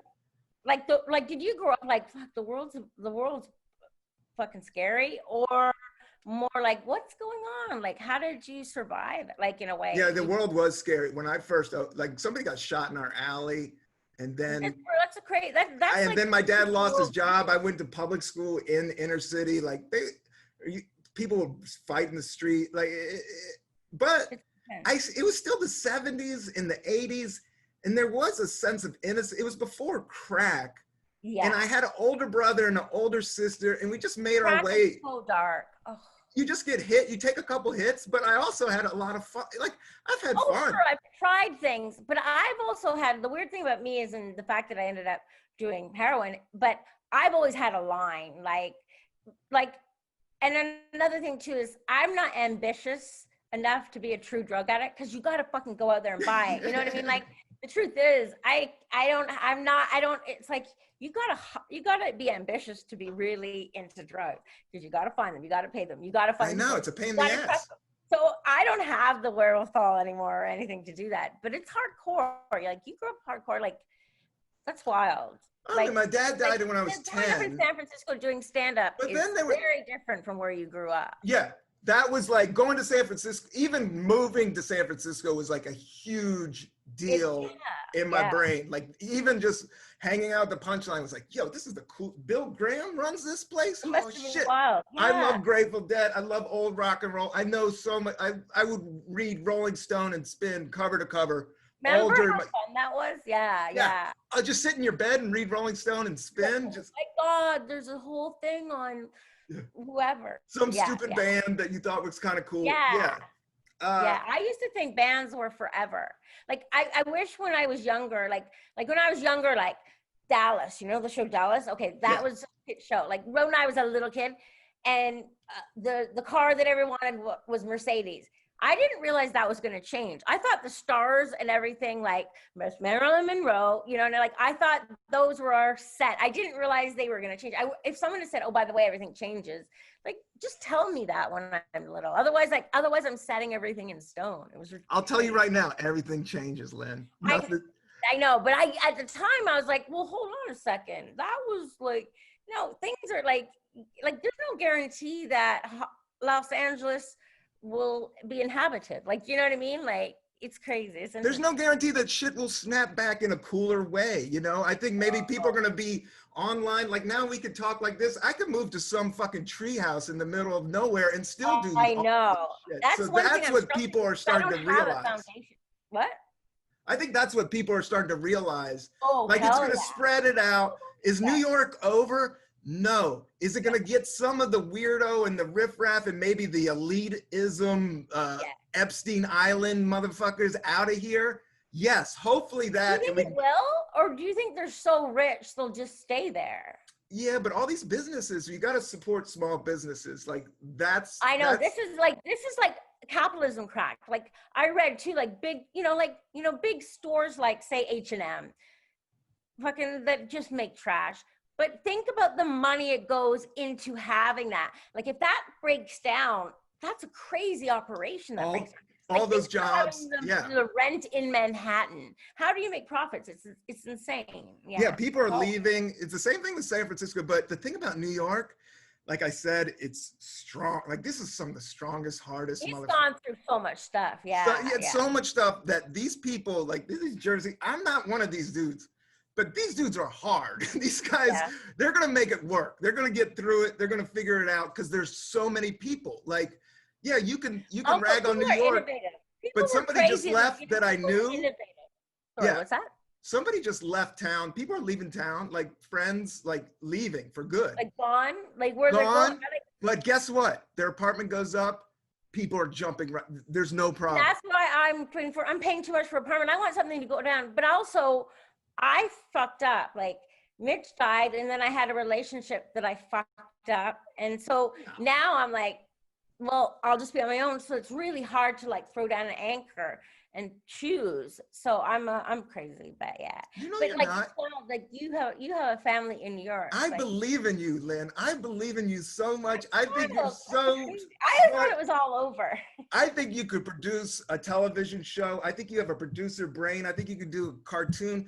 Fucking just call up Stanhope. Stanhope is fucking running Hollywood. All these guys that were medium dudes. Stanhope created his own thing. He made it. He got out of But LA. I'm just saying, you know, more people. All the people that you came up with are now power players. Like you got to remember that. That's how I got with Tracy. Like the head writer of The Last I IG think was he's just some also- dude I did mics with. You know, he was just some dude. Yeah. No, he's a great comic, awesome comic, but he was just my friend. And 12 years later, Tracy Morgan? no, the head writer who got me okay. into working. So 10 years later, this guy's actually could hook me up, and he did. Like, you know, all these people. I mean, we're also seeing time differently. Like, yeah. because of the internet, like I feel like 10 years like has gone. To me, I'm like, if someone said it's 2012, I'd be like, yeah, okay. But also you really can see in real time if you're a cool person, it does pay off. Not in a like manipulative way, but people want to be it really like if you're gone are the days of tantrums like and need you like there's so much talent, go fuck, you know what I mean? Yeah. You can be a little crazy artistry, but also do we value artistry as much anymore? I don't know, because so many things can be sold and made to look like art, but genuineness lives on, I think, right? I agree. Genuine lives on in Mitch and Lynn Shawcroft, Mitch Hedberg and Lynn Shawcroft. There's genuine love and genuine kindness and genuine young people searching for the American dream and going for art and the agony and the ecstasy of it all. And, you know, you guys were just so sweet to me. And Lynn, thank you so much for doing this podcast. We could talk forever, but it's already 5:30. What's that? It's 5:12 here. Oh my gosh. Okay. I hope I didn't talk over you. You didn't talk over me. Do you want to say, is there anything you want to just document or get out into the universe? Like, that I'm a greasy pig. Don't decide. I want to get out into the universe that talking to friends is actually amazing. Like this has been really good for me. I'm a type of person that has no clue. I could be sinking down a hole and I don't know how to ask for help. Not because my brain is like, you got to figure it out on your own. And you forget that it's really good to talk to a friend. And as far as Mitch, I miss him so much. And I've gone through so many different eras of thinking about him. Like I went through a few years where I'm like, don't think about him too much because then you're going to adjust the memory, like crazy stuff. But the love for him persists. And I sometimes, like I went through a few years where I got mad at comics doing well for him and he was dead. But I just want to say Mitch was beautiful, and just be sweet to the person you love, because if you die, you're going to be feel bad that you said no to a movie that you watched. You know what I mean? Like it's too heavy. But he was beautiful and he taught me so many things, and I got to fucking smarten up and share that because it's valuable. It's valuable. And appreciate it. I mean, you had 7 years. You guys camped out and got tents and did big theaters and drove RVs and had cabins. And crazy fun stuff. And so fun. Yeah. It's so amazing. And you do crazy shit. I'll tell you a story. This is who Mitch is. So we'd be on the road, and also we have a cabin in the mountains, and it's such a small town that you don't get mail delivered. So we had a PO box and stuff. And so we went to post office a lot, like, because we were always on the road. I don't know why we liked post office. You guys did do that. Liked sending things to people. He hated things like on birthday, but I remember being in a post office, and I was doing stuff, filling stuff out, and he was just meandering around. You know, we were always sort of together. And then I noticed him like mailing something, and then off, and we left, and I go, what happened in there? And he goes, oh, I saw this lady. She was sending mail to someone. So I copied the address, and I got a card, and I put a $100 bill in there. And I was like, hey, Bill, see you next month. And he sent it to this random stranger, and this guy must have got a $100 bill and still to this day not know what the fuck was going on. So he was mischievous. He would do shit like that. So you're saying he sent a $100 bill to a stranger for no reason? And then like, a couple times he'd be like, hey, Nancy, good times at the cab, like, you know what I mean? And he'd send it off, and that's like my we mom. never knew where it went. Like, he didn't have to know the payoff because he knew it was ridiculous. Like, he was into that shit, you know? Yeah, he was into that shit. That is so fucking silly and cool and dope. And that's what you guys were to me. If I have anything to say to comedy, is like, don't forget silly. Intelligence is amazing. Being poignant. I think social media has made a lot of comics wanting to tell it like it is. Don't forget silliness. Yeah, just people want to laugh, and people want to just like, I just did a show last night, and people need Mitch right now. People need that Mitch vibe. They want happiness because everybody's so bummed out. I'm so upset because I have actually, Mitch and I filmed on 16mm film 4 shows that I've edited into a special that could come out. And I'm in the middle of like trying to deal with people to help me get it done. And it's like, fuck, I wish this was out right now, because like Todd Glass sent me a text, who I love, the best. Like several months ago, and he goes, me and my friend are like we need Mitch now. And I'm very protective. I'm like, what if he gets criticized? And I've got to let go. He's a big boy. He's a big boy. And his material's his material. He's great. He's one of the best. Yeah. And it's a good special, so it'll be good. Yeah. And what about you? What do you got coming up? I'll let you go. No, I mean, I'm just the Cannabis Coffee Hour, everybody. Just tune in, subscribe to the Patreon. We're getting this up and moving. I got some gigs coming up. I'm working on a music project. And oh, really? That's amazing. Yeah. I've done some rap tunes. You set up your house. I love your wall and your guitar. You set up your house so you can. You're always kind of working on projects, and it's fun for you. You don't dread emails or anything. No, I'm making beats. I'm writing. I got notebooks here with jokes. I'm pumping things. I got weed. I got CBD drinks. What room are you in? Is that your little office? No, this is my bedroom. Aw, cute. That's just my bedroom. Oh, it's so nice. That's good. Yeah. My wife is clean and mean. Just regular. She's just sweet and nice, and this is my bedroom, and this is the shit I work out on. That's cool. I can't believe you've known her since you were 17. Are you in deep LA? Where are you at these days? I'm in West Hollywood. Oh, that's cool. Like, I live, like, if you went out my door and went up a little thing, you'd be at the Comedy Store in 2 minutes. But I never try and ask for sets because I feel like I'm not allowed. I should, though. Like, you should. I think they would put you up. You know how to do it. You're funny. Yeah, I got to believe in myself. But also, I'm like, I'm too old. No one's going to listen to me. But who cares, right? Well, with comedy, you could be old and still funny. Yeah, I mean, nobody's cooler than Rodney Dangerfield. Like, if you've got funniness in you, you can never run out of material, ever. Yeah. You just have to keep it in your mind and keep your confidence going. Yeah, that's a good point. Okay, so we'll say goodbye, but I just want to say, so were the audience, were they wearing masks? How did it work? Oh yeah, everybody had masks, and it was an outdoor venue, Bushwick, where it's like kind of these warehouses out there. It's kind of hipsterville, but this was like an outside bar, so they had like a big tent, and they had lights, and the People are DJ was innovative. pumping weird beats, and it was in the middle of the night, and I went over there, it was eerie, and then I heard this laughter, and Sean Patton's on stage killing, Who? and everybody's in Who's masks. on stage? Sean Patton, do you know Sean yes, Patton? yes. Young, good comic. Yes, I love him. Yeah, just, you Right. know, it was a quality comic. Dudes were Yeah. laughing. People were Yeah. outside. Is Everybody Bonnie say, on it? what's that? Is Bonnie McFarlane on it? No. No, she wasn't on that one, but she's doing stuff. Bonnie's a workhorse. Bonnie, I like. Bonnie's she's not playing around. Bonnie's No, going in hard. I respect Bonnie, and she's an inspiration. amazing. And Yeah. when I run into her, she's cool to talk to.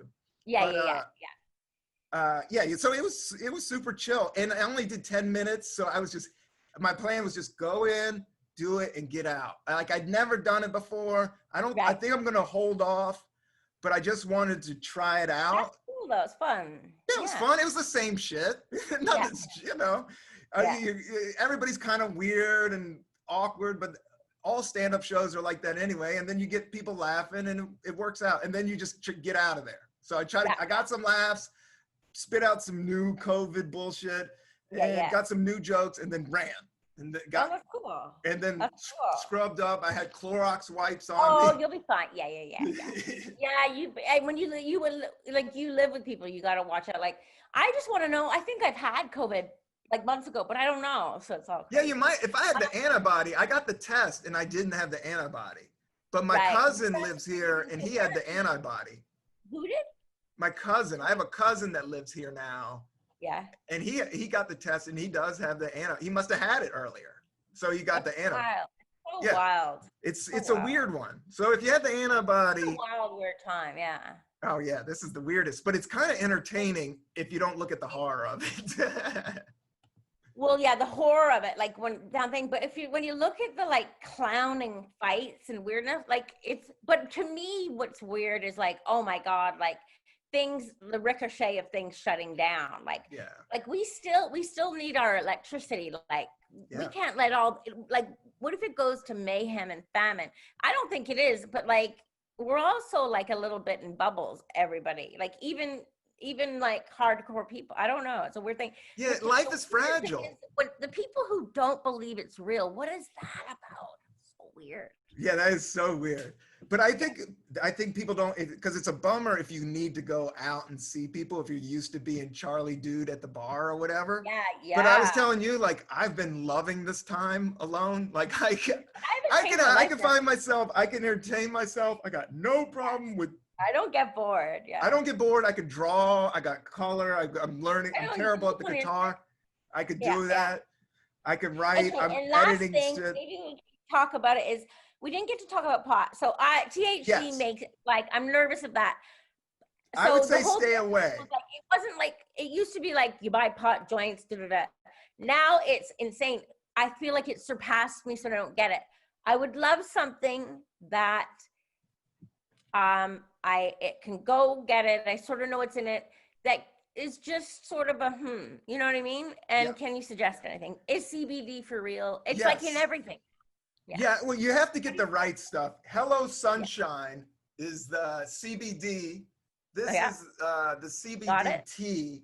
Yes. And so this is, you just make this as a tea. So it's just green tea and it has some CBD. And the CBD isn't psychoactive. How do you know it works? It's an overall body feeling. So that anxiety, you know, when anxiety hits, it just feels like that. Well, I wake up every day with a thing in my chest. Like, it's like you're in, my whole existence is like, I'm in trouble. Yeah, it's just that electricity feeling. That electricity, and I think that's what causes cancer, and it's the fear, and it's there. And we all have it. And CBD does cut that anxiety. Okay. And I will. And where would I get something like that? Like just at a, like, is it all legal? It's getting better. Illegal where you are? Tricky because there's a lot of snake oil out there. You're right. That's the thing. All of a sudden you're like, what are you talking about? Kool-Aid with CBD. You know what I mean? But Oprah and it's not Dr. Phil, Dr. Oz, they're coming out with a whole line of CBD. Dr. Oz is a fuck. Like, yeah, I know, but this is as mainstream as it's getting. Like at first the DNA or FDA wasn't down with it, but now FDA is down with CBD for anxiety. So it's coming out. And I will say, I was listening to the Grateful Dead channel on Sirius the other day, and they had Jerry Garcia's daughter, Trixie Garcia, and she was talking about Jerry Garcia and the band and the roadies. And she goes, my dad was a sensitive man and a great man and very good. And it was a lot like Mitch's story. And, you know, we all have issues. We all have issues, and we all have demons, and we all got to deal with them in certain ways. And he was like, and she was like, you know, my dad ended up getting on heroin and dying. Oh, I didn't know yet. Yeah, no, Jerry Garcia died of heroin, had a long bout with it. I didn't know that. Yeah.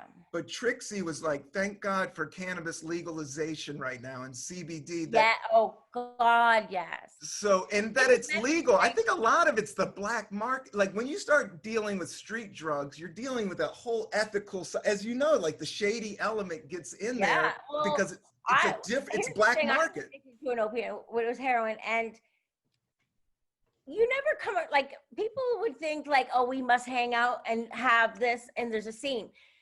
Has anyone like you? Heroin just doesn't show up. You gotta fucking search it out. We had one dealer the whole time, and we had to fly back to do it. We didn't know anybody who had it. We like maybe had to get it from the streets once or twice. We didn't know. It's like heroin isn't just there, and we never really like we met someone in Boston that we like our whole fight was not to get sick. It wasn't like about doing the drug, and we were working so much. We just needed to get a break.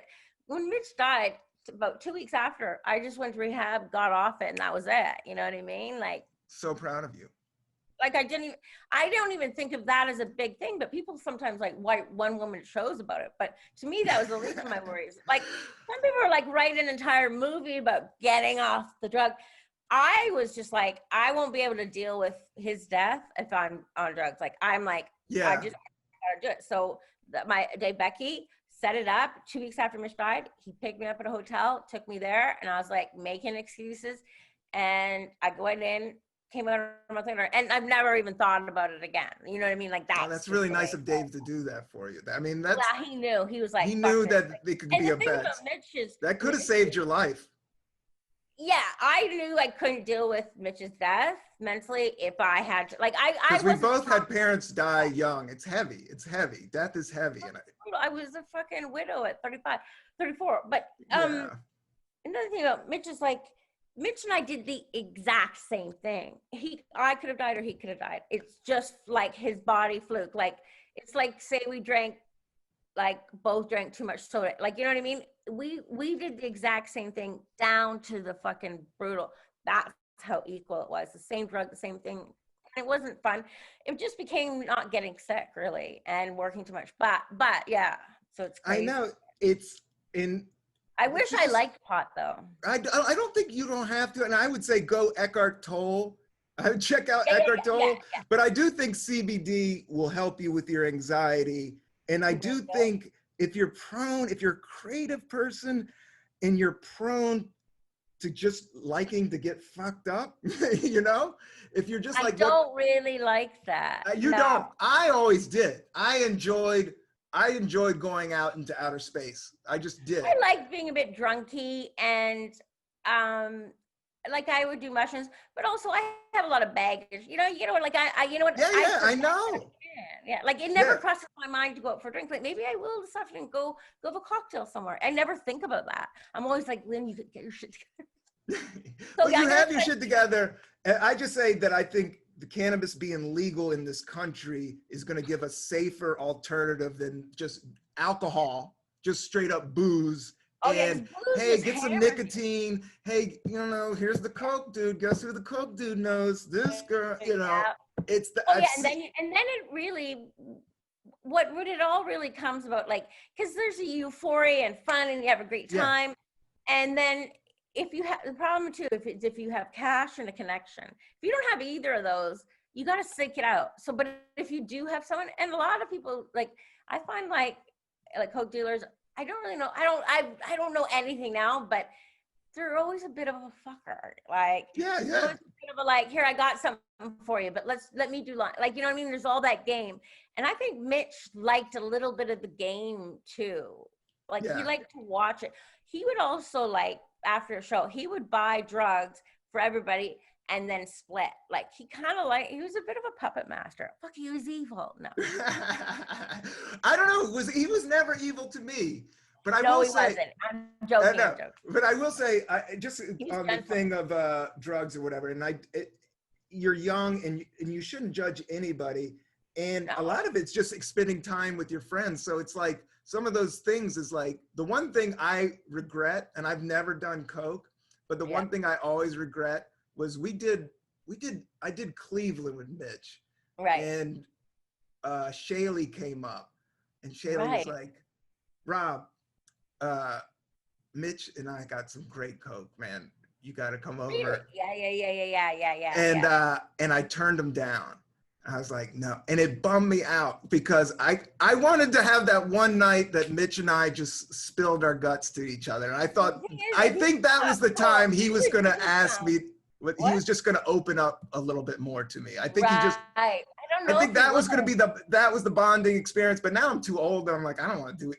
The older you get, you're just like, dude, now I see it for what it is. It's like, it's something to make you anxious. It's like having too much coffee or something. Yeah. But I can count on probably I can count maybe like under like a dozen or 2 dozen times of ever doing coke. Maybe I've done coke maybe 18 times in my life.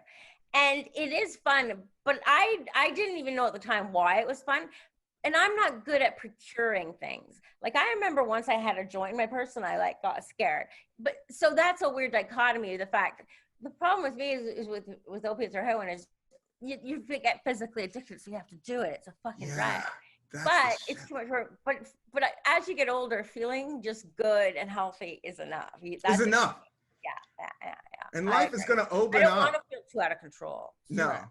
It's already trippy. There's fucking... like being alive is like on acid anyway. Yeah.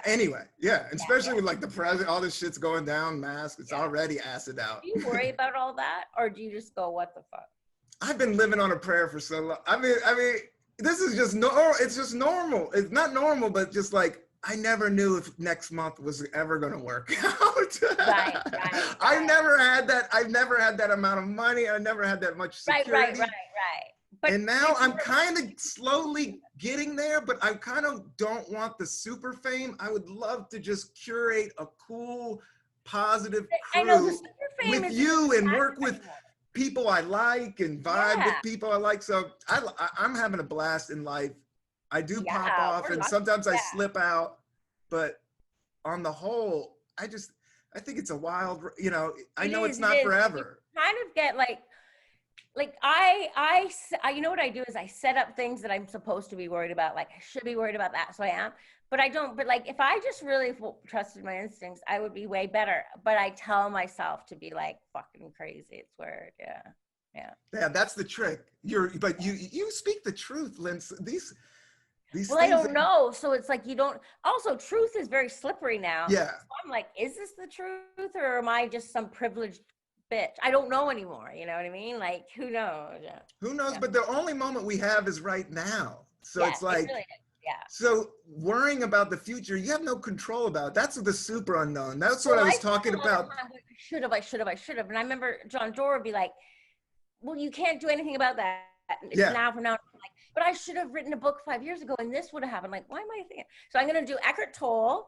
I'm going to tell me about the 5 exercises. It's called the 5 Tibetan Rites. I'm going to send you it. You don't have to do it. I signed up before the crash or whatever. I signed up to learn transcendental meditation. But then I didn't get to the time because like it became quarantine and I gave them $500 and I don't know how to ask for it back. Because I didn't take the class. Meditation's just literally teaching. I'm worried about not getting it back instead of actually worrying about the money. It's weird. No, I would try to get the money back. Try to get the money because they're meditation cats would be like, this is my life and I'm trying to do this and I need you could work a good angle on that one. Try to get that cash also back. they're teaching something, but they're like just this little school making lots of money. They're asking getting you to pay $500 to teach you how to meditate. And I'm like, I was desperate, I might do something. And I learned, but my friend goes, I'll teach you. So but I wanted to do the right thing. but like they send me emails and I don't even open them because I'm too like I don't want to use something for something without telling them the money, but I keep forgetting to call. Anyway, I'll stop talking, but I know we could talk and we can it's keep so going. great. Yeah. And New York, I gotta come for a visit. New York, Come to visit. Bonnie's here. I'm here. I would love to bring you to Brooklyn. I've always dreamt of us sitting down and having coffee and talking about. Are you in an apartment or a house, high up or down? I'm in third story of an apartment. So Okay. I'm in a building and I'm on third story of a row house. So we got a half of a floor. It's a 2-bedroom apartment. The daughter's over here, wife in here. We got a living room. We got this whole world out here. And yeah. That's cool. And so when you go out, what's the nearest kind of place for a hang or a coffee or go buy a soda or something? Oh, I got the best. It's the Fifth Avenue. So yeah, there's like 3 good coffee shops. There's a Jamaican restaurant called The Grill right across the street that's like authentic, awesome Jamaican food. Lots of small businesses going. Yeah, lots of small business, funky shops. It's Park Slope. It's like I got a good life. I can't complain. Like it's just the kid. Like there's never enough money. That's the problem with kids. That's a bit of worry. That's the worry is just to make the big money. But I know it will come if I stay positive and stay. What does your wife do? Or you don't have to tell me. Yeah, I can. But she runs a store. She owns a store and runs it. Wow. Yeah, my wife's no joke. And then she also teaches at FIT, which is a fashion. She used to work for Coach handbags. She was a designer for handbags. Wow. So yeah, my wife is funny. Pilar? What's that? What's her name? Pilar? Yeah, Ann Cantrell. Oh. And you can check out her shop called Annie's Blue Ribbon General Store. And they do sell CBD. She has a little general store. It's successful. It's a small business. It's been making it through COVID. It's been super stressful. Yeah, no, we could have lost it. Like, you know, we're all dealing with crazy amounts of bullshit. But that's the fun part. Like, but that's the fun part. I do make it through. The top, they always, their heart is always like any community is top. Like even just for example, their heart is always like in the stories in the beginning. So it's all just survive. Yeah. It's all surviving. So, but the one thing I do like about her is like somebody asked her about a comic and she was just like, I don't know any comedians except for Rob Cantrell. Like she doesn't, which is, she's just not connected to the comedy world, which I love. Right. Because I know this is how I look at comedy, Lynn. I love it, but I know it's gonna fuck me up. You know what I'm saying? It's like I treat comedy as my mistress. like my wife. Break your heart? Yeah, she can break. She's a nasty girl, man. She's crazy. Yeah. She's gonna run off with another dude eventually. It's all gonna. It's hard to fucking figure it all out. That's why I just don't want to put my heart in comedy. I want to put my fun into comedy. Like that's my fun job shit. Yeah, that's a great. Think of it that way now, because comedy used to be like, okay, spend 10 years this. There was sort of a route. And then think about comedy out of all the people. You can count maybe 12 people that are kind of established and good. There's people like, some people like I don't know, like Bert Kreischer, who has known how to use Instagram and stuff, but hardcore, and he gets an audience. So there's no real path, but yeah. I love Bert. Have it as a fun thing. And have it as a fun thing, but joy. Yeah. And then just keep home life simple, because it does mess up your head, dude. It's like you can't. It starts the machine going. Because what is it like? Because you don't see the plan. Like before, it'd be like, okay, comedy, then you might get some money for a deal, and then a sitcom. Now it's like it's like the world is ready, is like so ready for creative people. I just didn't know I was allowed to put out content. I'm gonna do some. Yeah, do some. I think you should get some money from Stanhope and make a movie. I don't know if he has that type of, but he has that clout. Like those guys have clout. I'm like on the verge. I'm working. Like I'm on the verge of like working on with a movie. I've spent like the past couple of years. Last year I was a depressed fuck up, but digitizing, scanning everything, going through notebooks. So things are being archived. So if I get hit by a car, at least there's some stuff. But I sit there like also worried, like I gotta watch that piece of paper because it's Mitch's. It's crazy. Oh. I know it's tricky, Lynn. Thank you so much for spending this time with me. Thank you. It's so good to see you. I hope I didn't talk too much, and you didn't. I hope it made sense. And you can cut this up, right? If it's too long.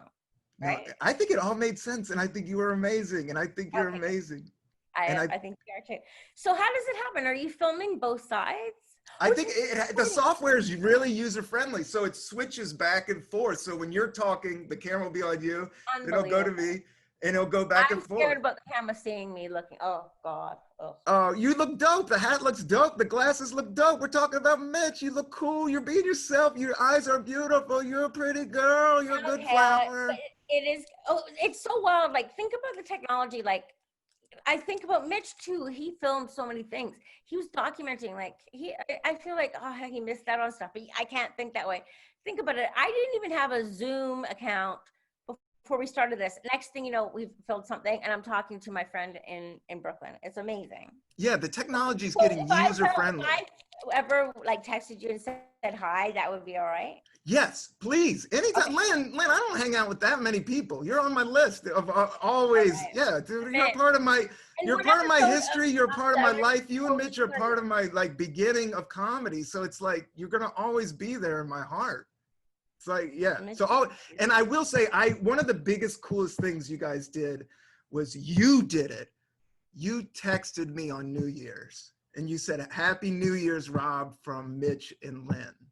And you just thought, and it meant a lot. It was, I think, even before, yeah, it was just like, oh man, these guys are rock stars. Yeah, that's and so they sweet. thought about me. I gotta remember that. And here's another good thing to remember.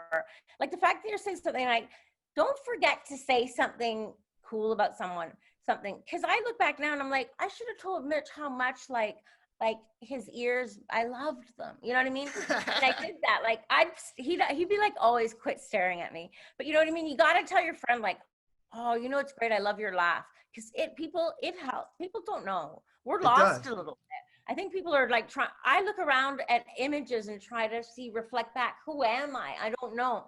So when a friend tells me and I trust you, it's a really good thing. It's a good thing. Happy New Year.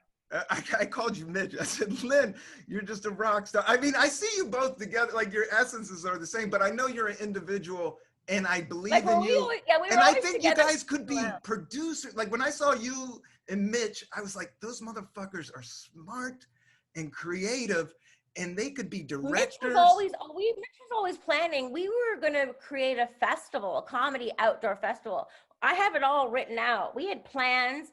We would have all the comedians come in and we'd make them wear costumes the day before the comedy and be in the crowds. Like we have all that. We wanted to build a haunted house. We have it all written out. But Mitch was good at getting things done, but I would think things and then the next day I'd forget about it. And I feel like I fucked it up. But no, it's hard to push shit through. Like it's hard to push. I'm trying to do this one.